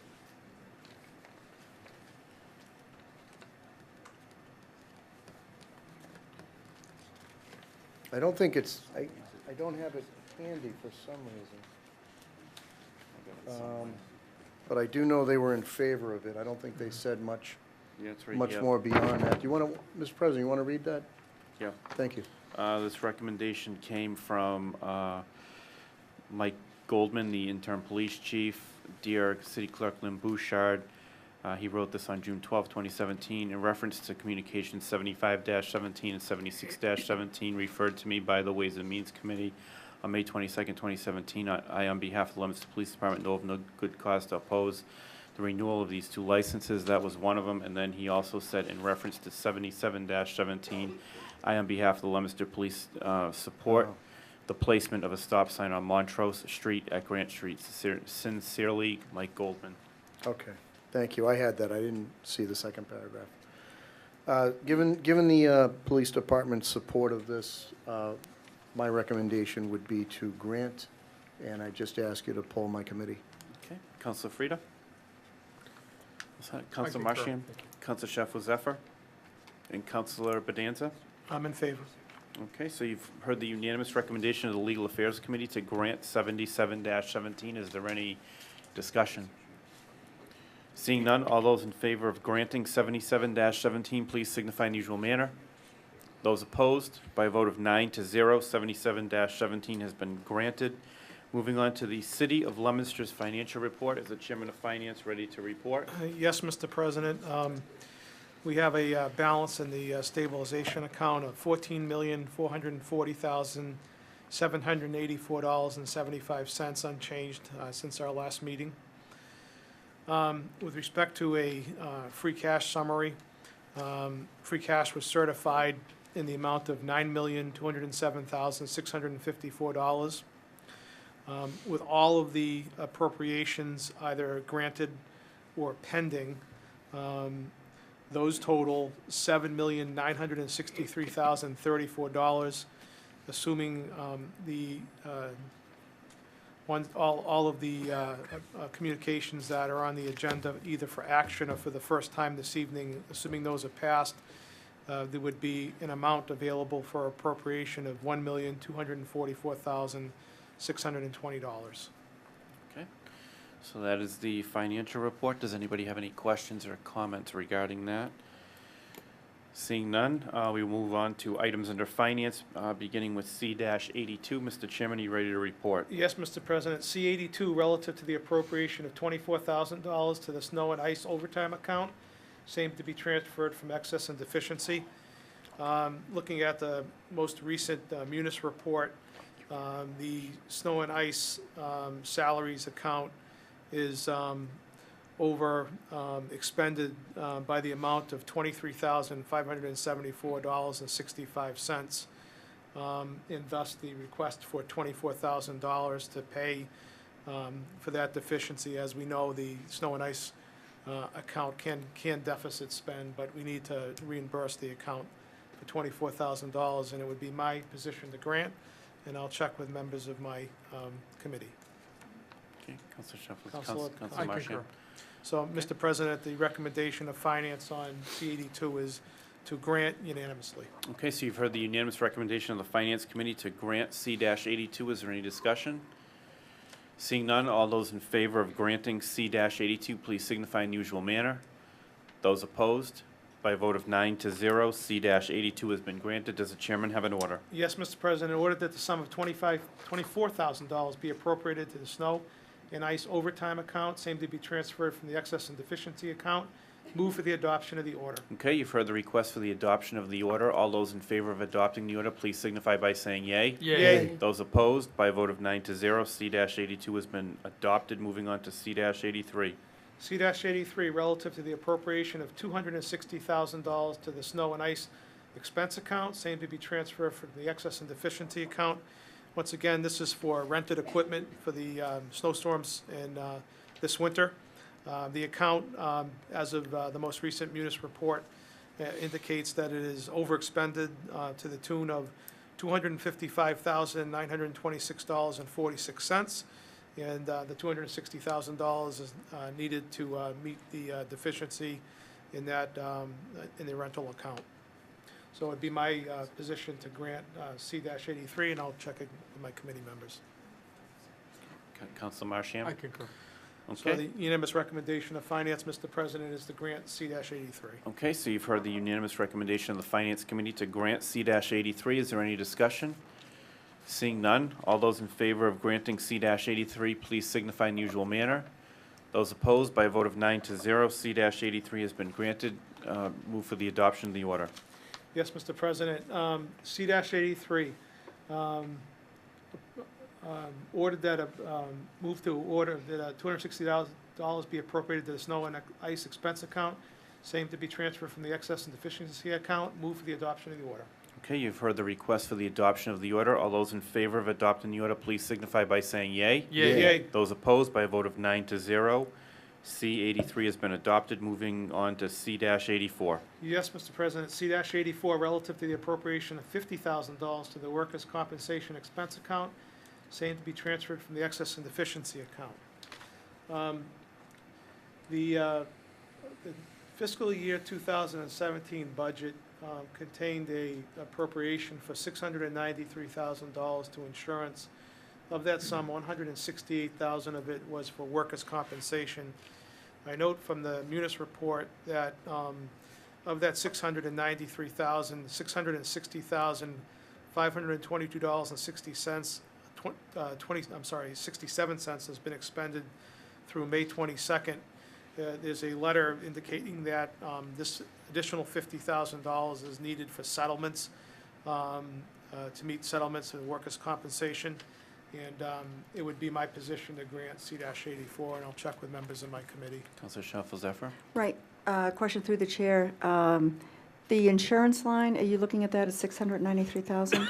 It just says insurance, and then insurance prior year. Yeah, It doesn't say anything about workers' comp. I got that from the budget that was just submitted. If you go to line 1380, that 693,000 is broken down further. Line 1380, 168,000 for workers' comp. Risk management services are 39,500. Liability insurance, 450,000. Property liability loss fund, 10,000, and medical dental contract, $25,500. And I can't fortunately tell you what page it is, but it starts with line 1380. I was trying to find the workers' compensation line separately set forth on the munis report, but it's not. It's not there, no. No. So that 693 matches the total insurance Right, in the mayor's fiscal 17 budget. Right.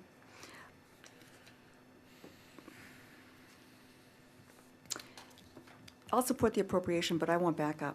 I'd like some detail on exactly what these workers' compensation I'll, claims are. yeah, I I'll mean, contact the comptroller and get some backup material for you. Right. $50,000 is a nice round number, so I'd like to have the detail on that. That's fine, makes sense. Counselor Marsh? I concur. Marsham? Thank you. Okay, So so, the recommendation, Mr. President, is to grant C-84. okay, so you've heard the unanimous recommendation of the Finance Committee to grant C-84. Is there any discussion? Seeing none, all those in favor of granting C-84, please signify in the usual manner. Those opposed, by a vote of 9-0, C-84 has been granted. Does the chairman have an order? Yes, Mr. President, in order that the sum of $50,000 be appropriated to the workers' compensation expense account, same to be transferred from the excess and deficiency account. Move for the adoption of the order. Okay, you've heard the request for the adoption of the order. All those in favor of adopting the order, please signify by saying yea. Yea. Those opposed, by a vote of 9-0, C-84 has been adopted. While we're on finance items, Mr. Chairman, there's one other thing. When we suspended the rules and I gave you, presented you the budget and you gave it regular course, we were supposed to set up a hearing for the budget hearings. So if you want to We can do that now. read those now, and we can take a vote to establish those. So the proposal is to establish a hearing on C-103, which is the budget itself, C-104, which is the water budget, C-105, which is the sewer budget, on June the 26th, our next regular meeting, at 7 p.m. Okay? So all those in favor of establishing those hearings for June 26, 2017 at 7 o'clock p.m., please signify in the usual manner. Those opposed, by a vote of 9-0. Those hearings have been established. Moving on to items under public service. 78-17, Claire Frieder, accept J Avenue and Berry Lane as public streets. We referred it to the DPW. I don't have it with me. I know what it says. Pretty short. According to the deed, both streets, the fee in the street was never saved, so the people on both sides of the street own to the middle. But I have it here. I like that. Dear Lynn, the Leominster Public Works has reviewed the petition to accept J Ave and Berry Lane as public streets. The DPW cannot approve the petition as submitted. The petition to accept any street has to come from the owner of the street. Deed research at the Worcester North Registry of Deeds reveals that the owners are the various owners who live along J Ave and Berry Lane. Let us know if you have any further questions. Ray Racine, DPW Director. So, we will give this, I'll poll the committee, but I would recommend, further time. I'd like to say approve it, because we're doing that with other streets that we can't approve. But I'll do further time. Okay. Counselor Feckley? Okay, and Counselor Cormier? I agree. Okay, so it's a unanimous recommendation of the Public Service Committee to give 78-17 further time. Is there any discussion? Council Patanza. Didn't we table Constitution and Federal Circle? Yeah, we did. Yeah, I my believe we memory. did. Yeah, yeah, Yeah, yeah. I believe So we my did. I believe we recollection- I tabled think- all of them. I think we should be consistent. That's my, I mean, I understand what the problem is, and it's gonna take some time to solve that one, as well as a lot of others, but, I just think we ought to be consistent, that's all. Okay, all right. Is there any other discussion? Okay. All right, seeing none, the recommendation was to give 78, Councilor Yeah, Shalfo question. Zephyr? Yep, through the chair to the petitioner and Counselor at large. What would you want, what kind of information would you be looking for if we give it further time over the next couple of weeks? Well, we have a lot of streets on that list, and what's happening with the streets that are, and we're accepting some, even though we couldn't do it, didn't we accept? No. I thought we passed something, we didn't pass it No, for it's a 5 to Constitution 4 and vote. No, we tabled We it. tabled that. All of them. tabled it, okay, so we can table it then. Yep. I can change the recommendation back to tabling it. Okay, so now you want to table Councilor Feckley? Okay, I can, all right. So now we will table 78-17. Is there any discussion on tabling 78-17? Okay, seeing none, all those in favor of tabling 78-17, please signify in the usual manner. Those opposed, by a vote of 9-0, 78-17 has been tabled. Moving on to appointments. We already did those. Moving on to old business. The second reading of an ordinance, Councilor Dombrowski. Yes, Mr. President, second reading of an ordinance, amend Chapter 22 of the revised ordinances entitled zoning by inserting a new Section 22-104 relative to solar energy installations. This is formally petition 2117. Couple of housekeeping matters. I did read the ordinance. All the changes that we had made were present.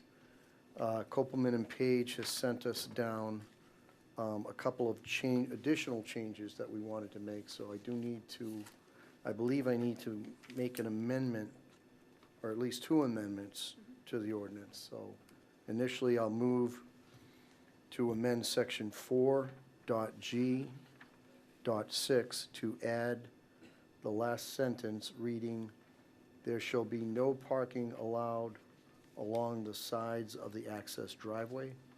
And I'd ask for a second to that amendment. Okay, do we have, okay, Councilor Shalfo Zephyr?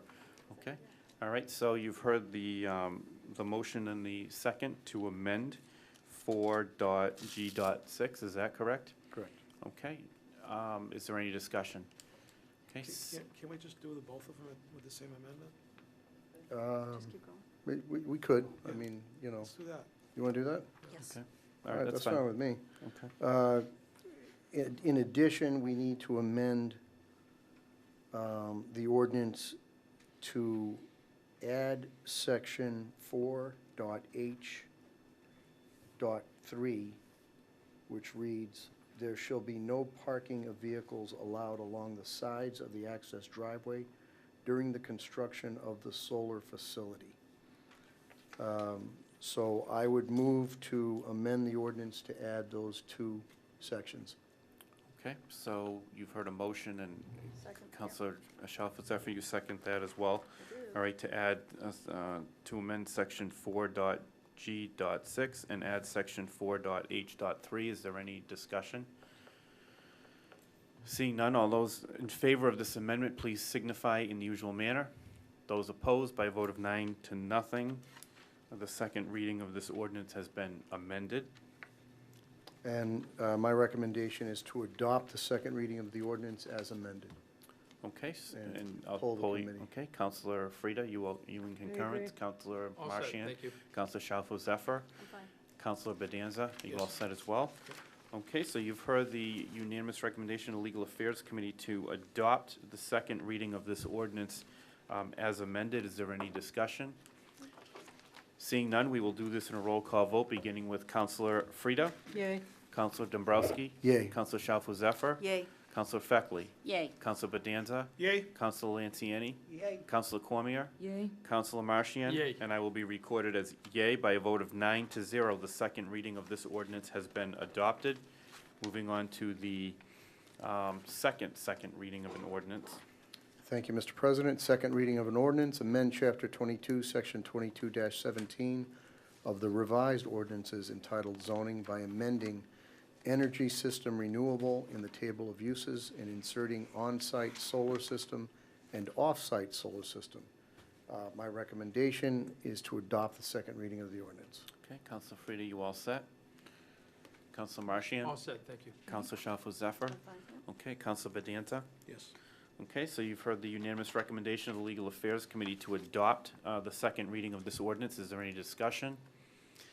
Seeing none, we will do this in a roll call, beginning with Counselor Frida. Yay. Counselor Dombrowski. Yay.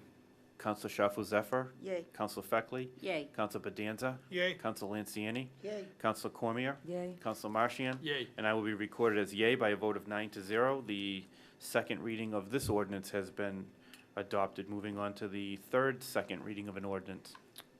Thank you, Mr. President. Second reading of an ordinance, amend Chapter 22, Section 22-4 of the revised ordinances entitled zoning by deleting and replacing the definition for energy system renewable and inserting two new definitions, solar energy systems for on-site and solar energy system for off-site.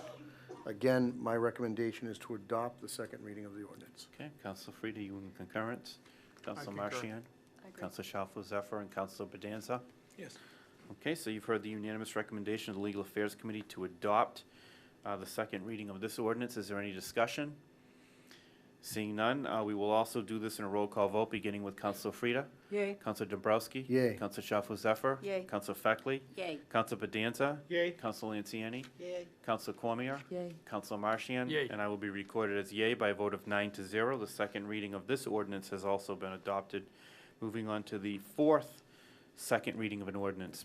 Thank you, Mr. President. Second reading of an ordinance, amend Chapter 22 of the revised ordinances entitled zoning by amending the Leominster zoning map so that 3 parcels at the northeast corner of Central Street and Graham Street and the adjacent portion of Graham Street shall be situated in the commercial zoning district. My recommendation is to adopt the second reading of the ordinance. Okay, Counselor Frida, you all set? agree. Counselor Marchian? Counselor Shalfo Zephyr? No. Okay, no. And Counselor Bedanza? I'm in favor. Okay, of adopting? Yes. Okay, so you've heard the recommendation to adopt the second reading of this ordinance. Is there any discussion? Seeing none, we will do this in a roll call vote, beginning with Counselor Frida. Yay. Counselor Dombrowski. Yay. Counselor Shalfo Zephyr. Nay. Counselor Feckley. Yay. Counselor Bedanza. Yay. Counselor Lanciani. Yay. Counselor Cormier. Yay. Counselor Marchian. Yay. And I will be recorded as yay by a vote of 8-1. The second reading of this ordinance has also been adopted. Moving on to the second reading of an ordinance that we have on the agenda. Second reading of an ordinance, amend Chapter 22 of the revised ordinances entitled zoning by inserting a new section, Article 2, Section 22-16.12, entitled Recreational Marijuana Establishment Moratorium. Mr. President, my recommendation is to adopt this second reading, and I'd ask you to poll the council, my committee. Okay, Counselor Frida? I agree. Okay, Counselor Marchian? I disagree. Okay. Counselor Shalfo Zephyr? I'm withholding my opinion just for a moment. Okay. Do you want me to move on I'm to rereading. Counselor Bedanza for a Certainly. moment? Yeah. Okay, Counselor Bedanza? I'm opposed to it. You're opposed to the moratorium? Yes. Okay. So, Counselor Shalfo Zephyr, it's on you. Uh-oh. No pressure, though. No, I'm rereading the planning board recommendation.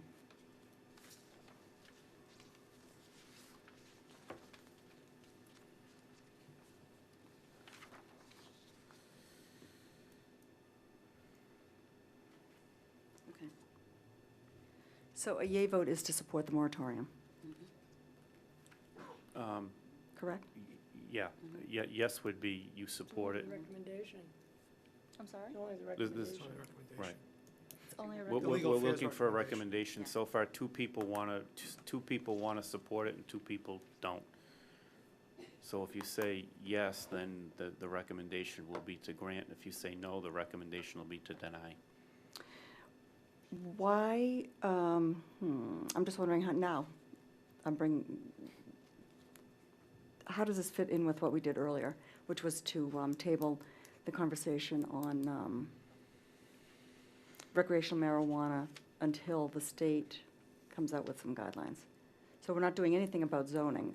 Or we will do things about zoning. We will look at the establishment of recreational marijuana facilities in tandem or in parallel with the state, correct?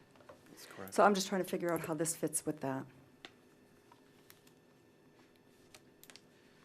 Is that, Should I Well, comment? It's really not a Sorry? Well, I discussion can- at Not a this point. discussion Right. yet. It's not signed Right. discussion. Oh, I'm We're sorry. just looking for a Been recommendation. working this for months. Oh, we're looking for a recommendation. Okay, well, I will say, I'll say yay for purposes of discussion. Okay, so you're going to support it. Okay, For so purposes the, of discussion, right. okay, We've got a so, majority of the Legal Affairs Committee Yep. Okay. support the, adopting the second reading. okay, so we do have a majority of the Legal Affairs Committee that supports the adoption of this moratorium. So that is the recommendation. So is there any discussion on the recommendation to adopt the second reading of this ordinance? Counselor Bedanza? Just to Can we make, go to the petitioner? Oh, I'm sorry. I didn't. Go ahead. And Just then to make Counselor Frieda's next. my position clear is that I don't think the moratorium accomplishes anything, and now we have also the benefit of a planning board recommendation. It's time to move on and develop the zoning. We're, whether we like it or not, we've got it. And as far as I'm concerned, nothing goes into effect until July of 2018, whether we have a moratorium or not. I don't frankly see the purpose to it. And I think it may be more a question of a signal as to whether we want to move forward in good faith and get this ordinance created, or whether we don't. And I think, as I said previously, you know, the MMA looked at this, and they had the Assistant AG there, Margaret Hurley, and her position was the communities get forward on it, get moving on it, create the ordinance now, don't wait. And I wholeheartedly agree with that, because I think it's something that we can't wait until July of 2018, and I don't see the purpose to the moratorium, to be frank. Okay, Counselor Frida? First of all, I'm going to disagree with that statement. Margaret Hurley and the MMA is not saying move forward with it. I've been working on that for well over 1.5 years to 2 years. This isn't something I did lightly, and most importantly, I've said it a number of times, and I'm going to say it again, this is not to block anything. This is to protect the communities if we decide one way or the other. And that's exactly what this is about. That's why 84 communities throughout the Commonwealth have done it. And I'll use the community of Stoughton as a surprise example. Although it's a town, they voted 41-39 in support, as we did, or 51-49, as Leominster did, to support it in November. When they brought it to their select board and they reviewed some of the information they were getting, they voted at town meeting to ban it. So there's been complete changes. And just, I mean, we read Copeland and Page's recommendation back in May. While the city council has a pending petition to amend the zoning ordinance to oppose a moratorium on any application for zoning approval of a recreational marijuana establishment, the council is waiting for the planning board to hold its required public hearing. Adopted the moratorium would last until July 1, 2018, and I assume the council's intentions would be to adopt some zoning controls for such establishments before that date. The council and the planning board are therefore already engaged in discussing these issues, and the moratorium, if adopted, would establish a reasonable time frame to consider the regulations of these establishments while waiting for the Commonwealth to also issue guidance. For these reasons, I see no need to take affirmative action on the other petition. But I just wanted, in a lot of the research, we've heard people at the podium during the couple of the public forums when we were discussing this, and rightly so, they put a different perspective on it, talking about the dangers of smoking, the dangers of alcohol, and those should be prohibited. You know how much money we've spent on sending people out, our license boards, our license commissions, regarding alcohol and tobacco? So why wouldn't we do this right and make sure we do it right? Make sure this is what our community wants. I took the numbers of November, and we keep hearing the people vote, the people's voice, the people's voice. The people did vote in Leominster to support it. But I gotta tell you, I did the breakdown. Ward 1, Precinct A voted against it. Precinct B voted against it. Precinct C voted for it.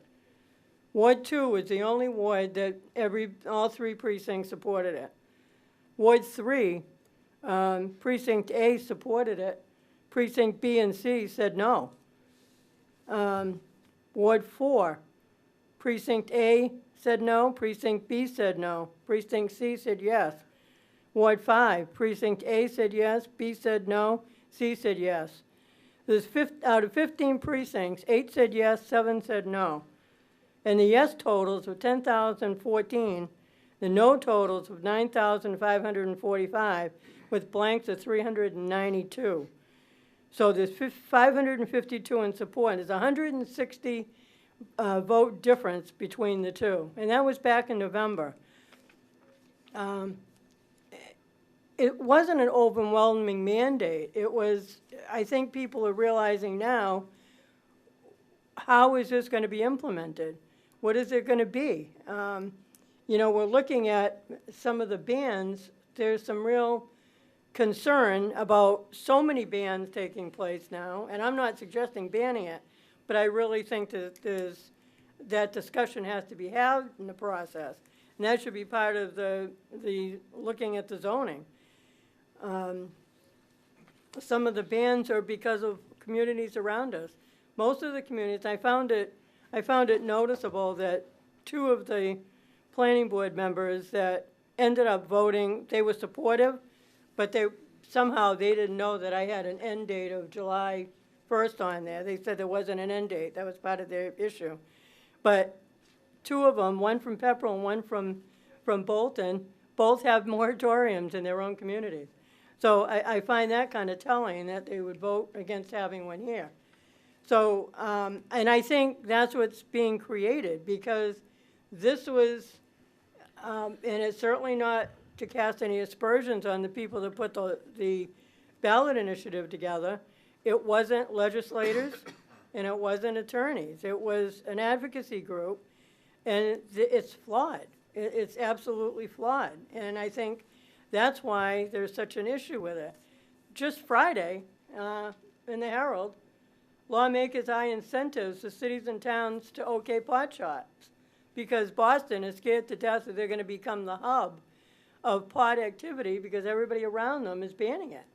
So that projects a whole different problem.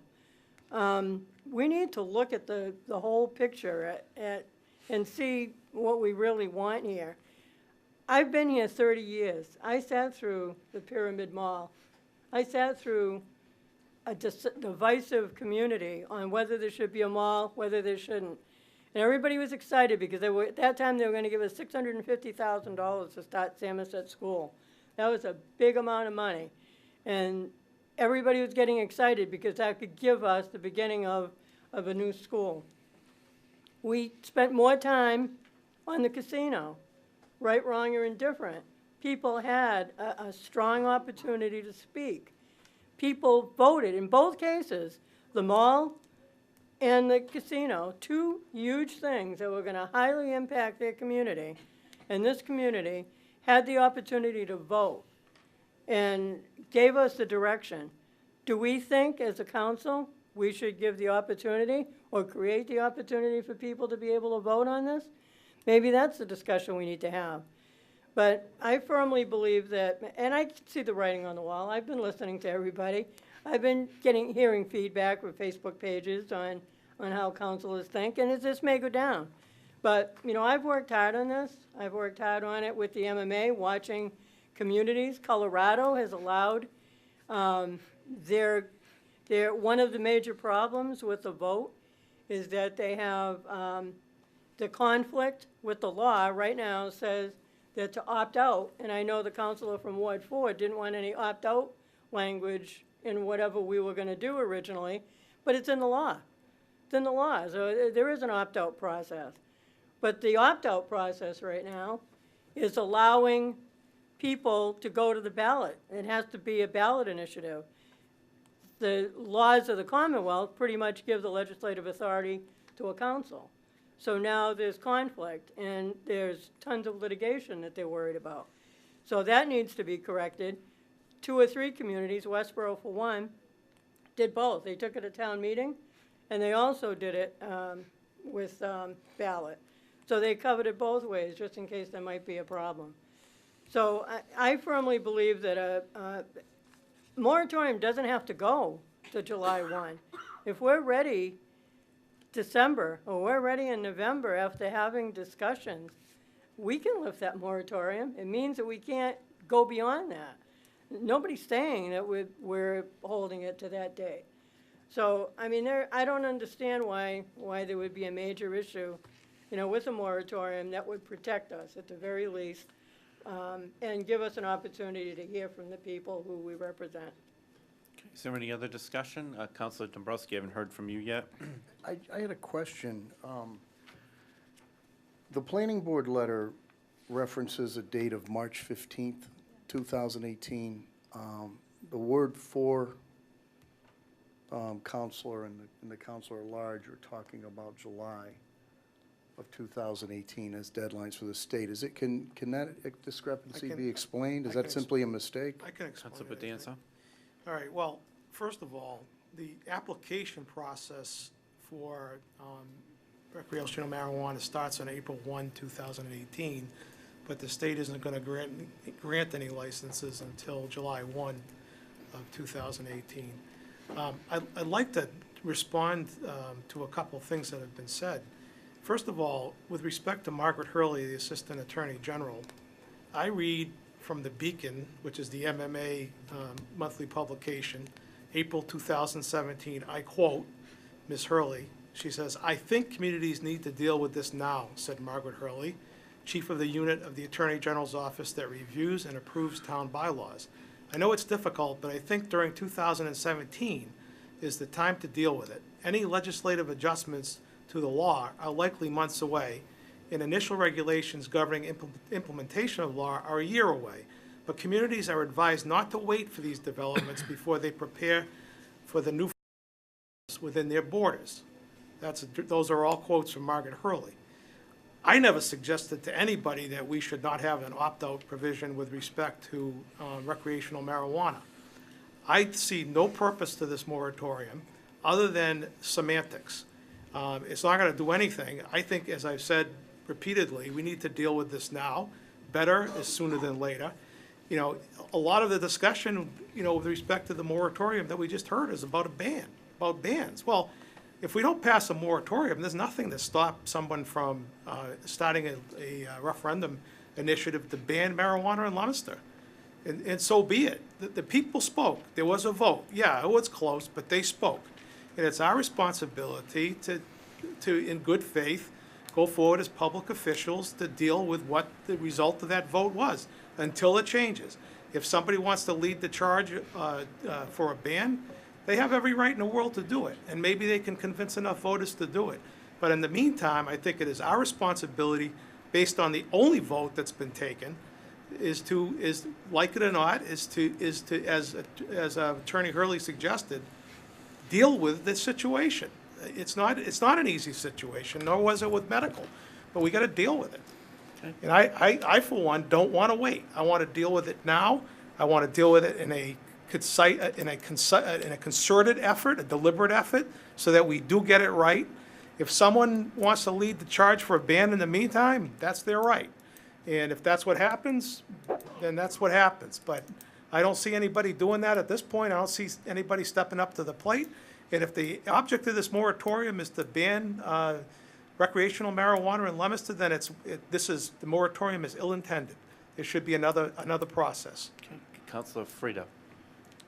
I'm going to dispute that Margaret Hurley comment, because I was at that meeting that article, have yeah, I was at that meeting you that can that read it. article is about. And not once did you say, have something zoning. Moratorium is part of legislation, it's part of zoning. And that's exactly what she was talking about. And most of that she was talking about was advising towns. Because if they didn't do something now in terms of a moratorium, and the state came out with their information, they would not have time to have an annual meeting next year. I mean, their meeting in order to enact zoning. So that had to be put into place this year. It does not say anything in that. I was sitting there, so I can tell you that's not what she said. Do something is what she said, whether it be a moratorium, whether it be zoning, whether it be a ban, but do something. Don't let it sit. Councilor Schaffel-Zeffert, I Yep. see your hand as well. Yep, thank you very much. I'm not signaling anything to anybody. I'm going to try to be really clear in my statements.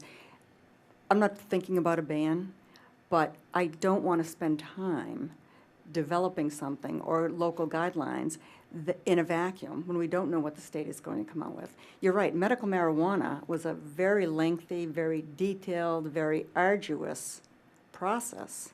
That's my recollection. We were very careful, very thorough. We talked about it a lot. We had many, many public meetings about it and hearings about it.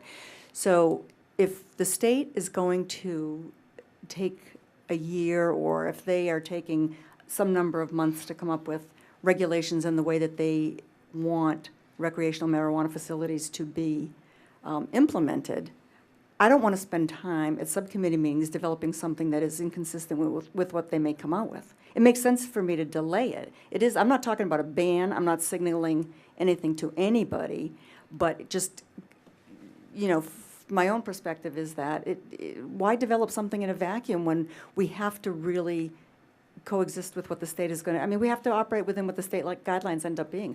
And you know what? It's not, in my thinking, we've already gone through this big, long process for medical marijuana. So if the state comes out with regulations that are somewhat similar and, give localities, the leeway to zone things as we want to or whatever, we already have that framework in existence. So that's a really good starting point, and a lot of that legwork has already been done. So I don't feel like we have to do anything really quickly. I think, we should be smart, we should be thoughtful. People did vote for it, I understand that. But it doesn't make sense to me. If we don't know what the state's doing, why develop something in a vacuum? Okay. Is there any other, Councilor Pedanza? Let me read further from the Beacon. This was a panel discussion of lawyers and MMA officials. This was the consensus of the panel of state and local officials gathered for a forum on the topic sponsored by the Mass Municipal Lawyers Association and the MMA on March 10th in Worcester. The panelists urged local officials to examine their zoning bylaws and act quickly to ensure that any commercial marijuana activity is conducted in a manner that is acceptable to the city or town. They weren't talking about policy generally. They were talking about zoning. There are parts of this law through the ballot initiative that are already in place that we have guidance to adopt some framework of zoning and have something ready so as things develop and as time goes on, we can react much more quickly to the process and be in a position to deal with it in the absence of there being a ban or an opt-out provision or something of that nature. There are things out there already that can guide this process. And like I said before, I, for one, want to move on it now. I want to be proactive. Okay, Councilor Frida.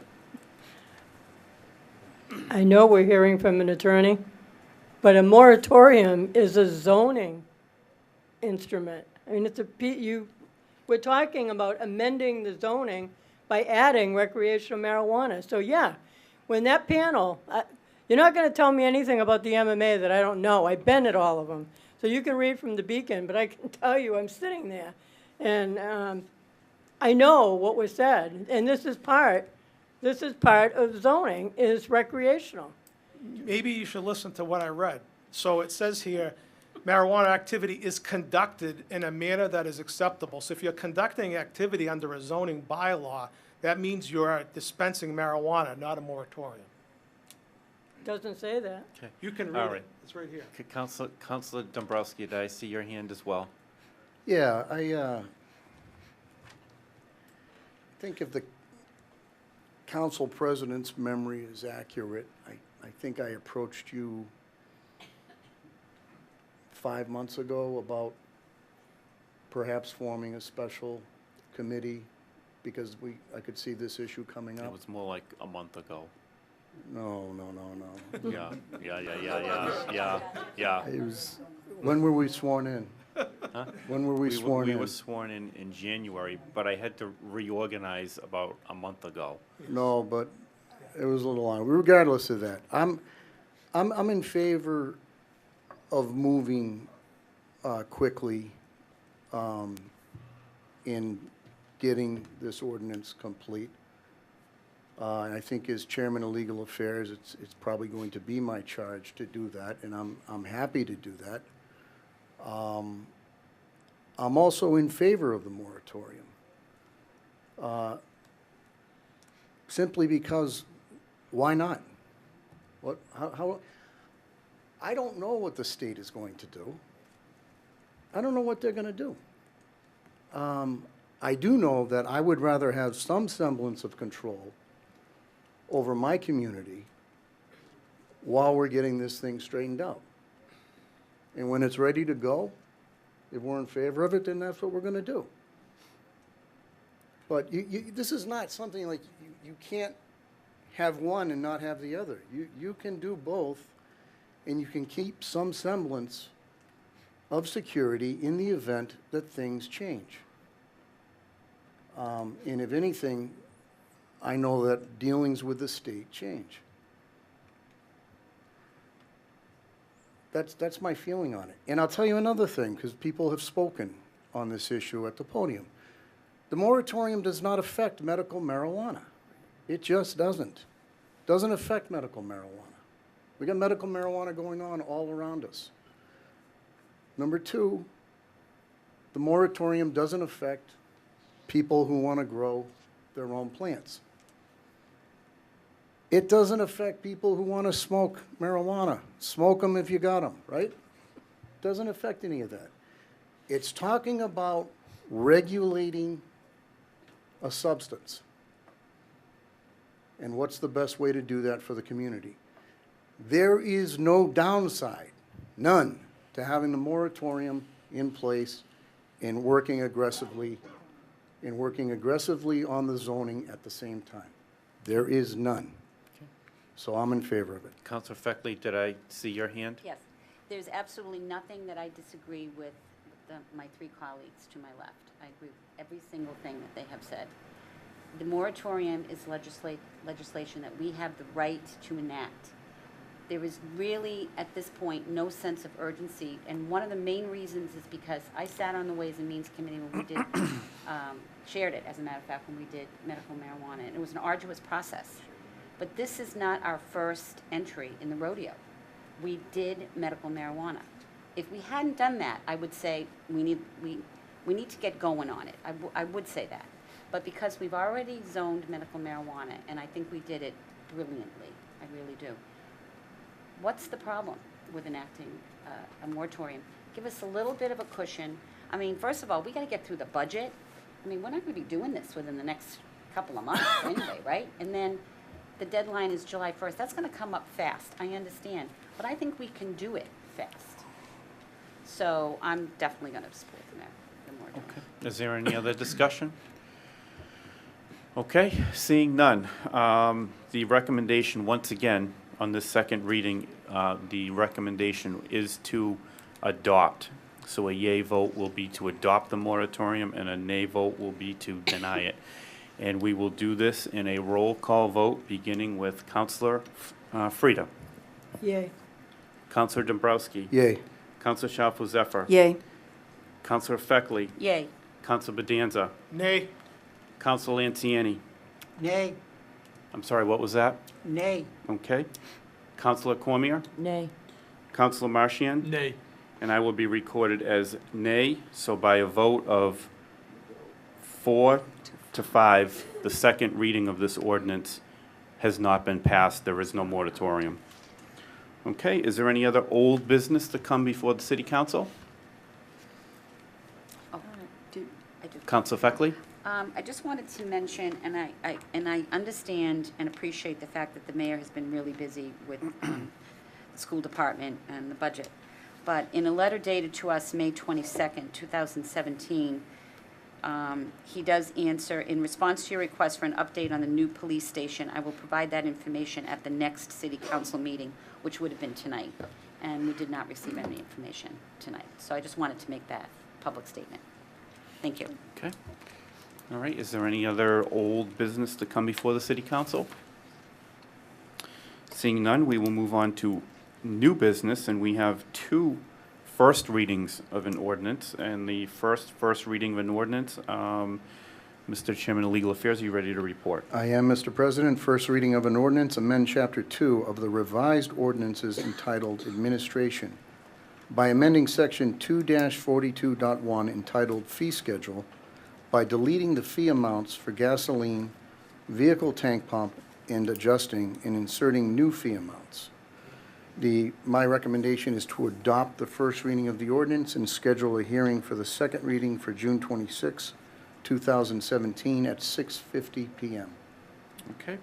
Councilor Frida, you all I set agree. with that? Councilor Marchian? I agree. Councilor Shalfo Zephyr? I am. Councilor Bedanza, you all set? Okay, so you've heard the recommendation of Legal Affairs to adopt the first reading of this ordinance and to schedule a hearing for June 26, 2017 at 6:50 p.m. Is there any other discussion?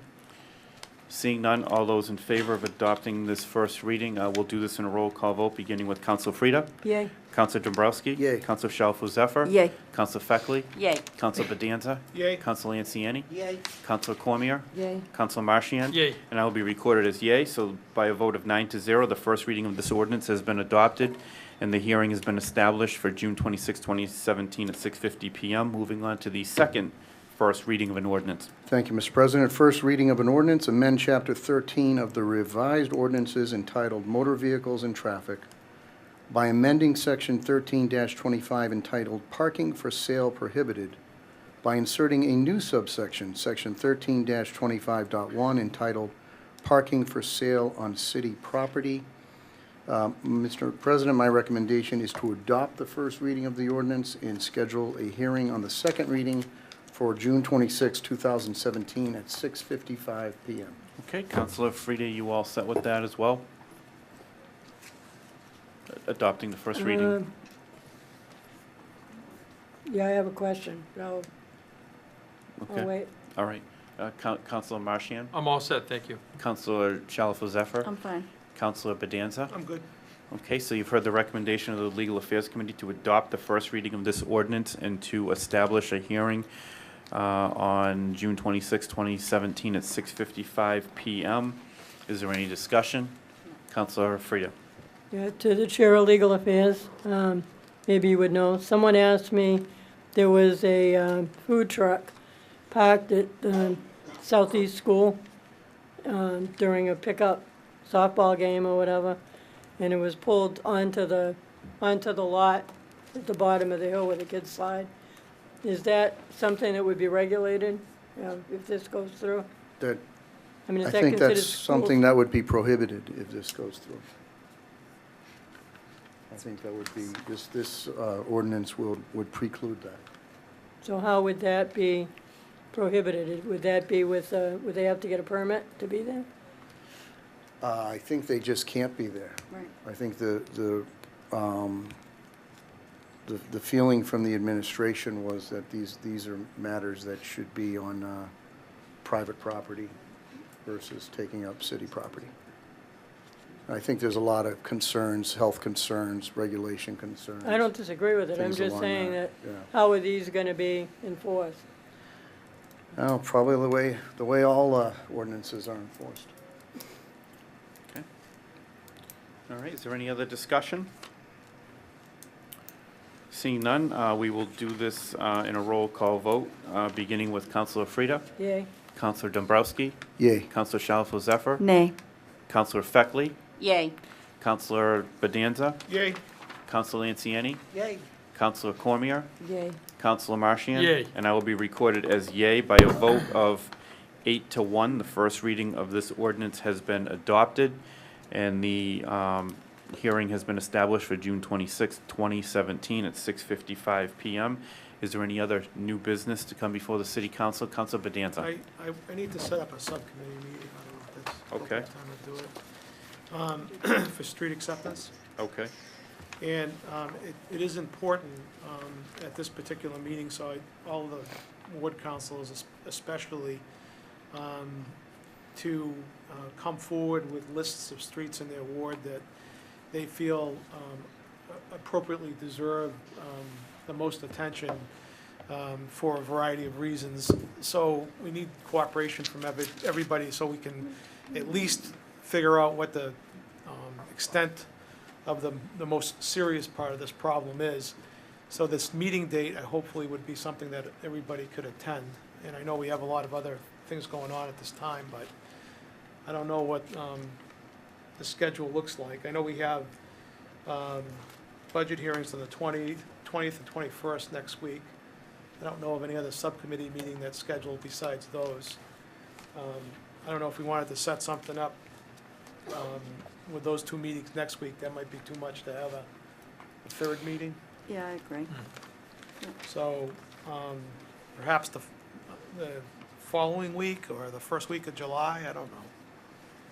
We got 4th of July coming up. You might want to try to get it over the last week of June, because Yeah. the 4th of July week Yeah, is and then I'm gonna be starting gone to the get week crazy, after. I'm sure. How's the 27th? Yeah, that works. Yep. Believe it or not. Are the ward councils available on that date, 27th? Okay. Let's go with the 27th, and then, I don't know, is 6 o'clock a good time to start it? I'm just looking at my calendar, All too. right, so, unless Yeah, anybody that's- objects, June 27th at 6? June 27th, 6 PM?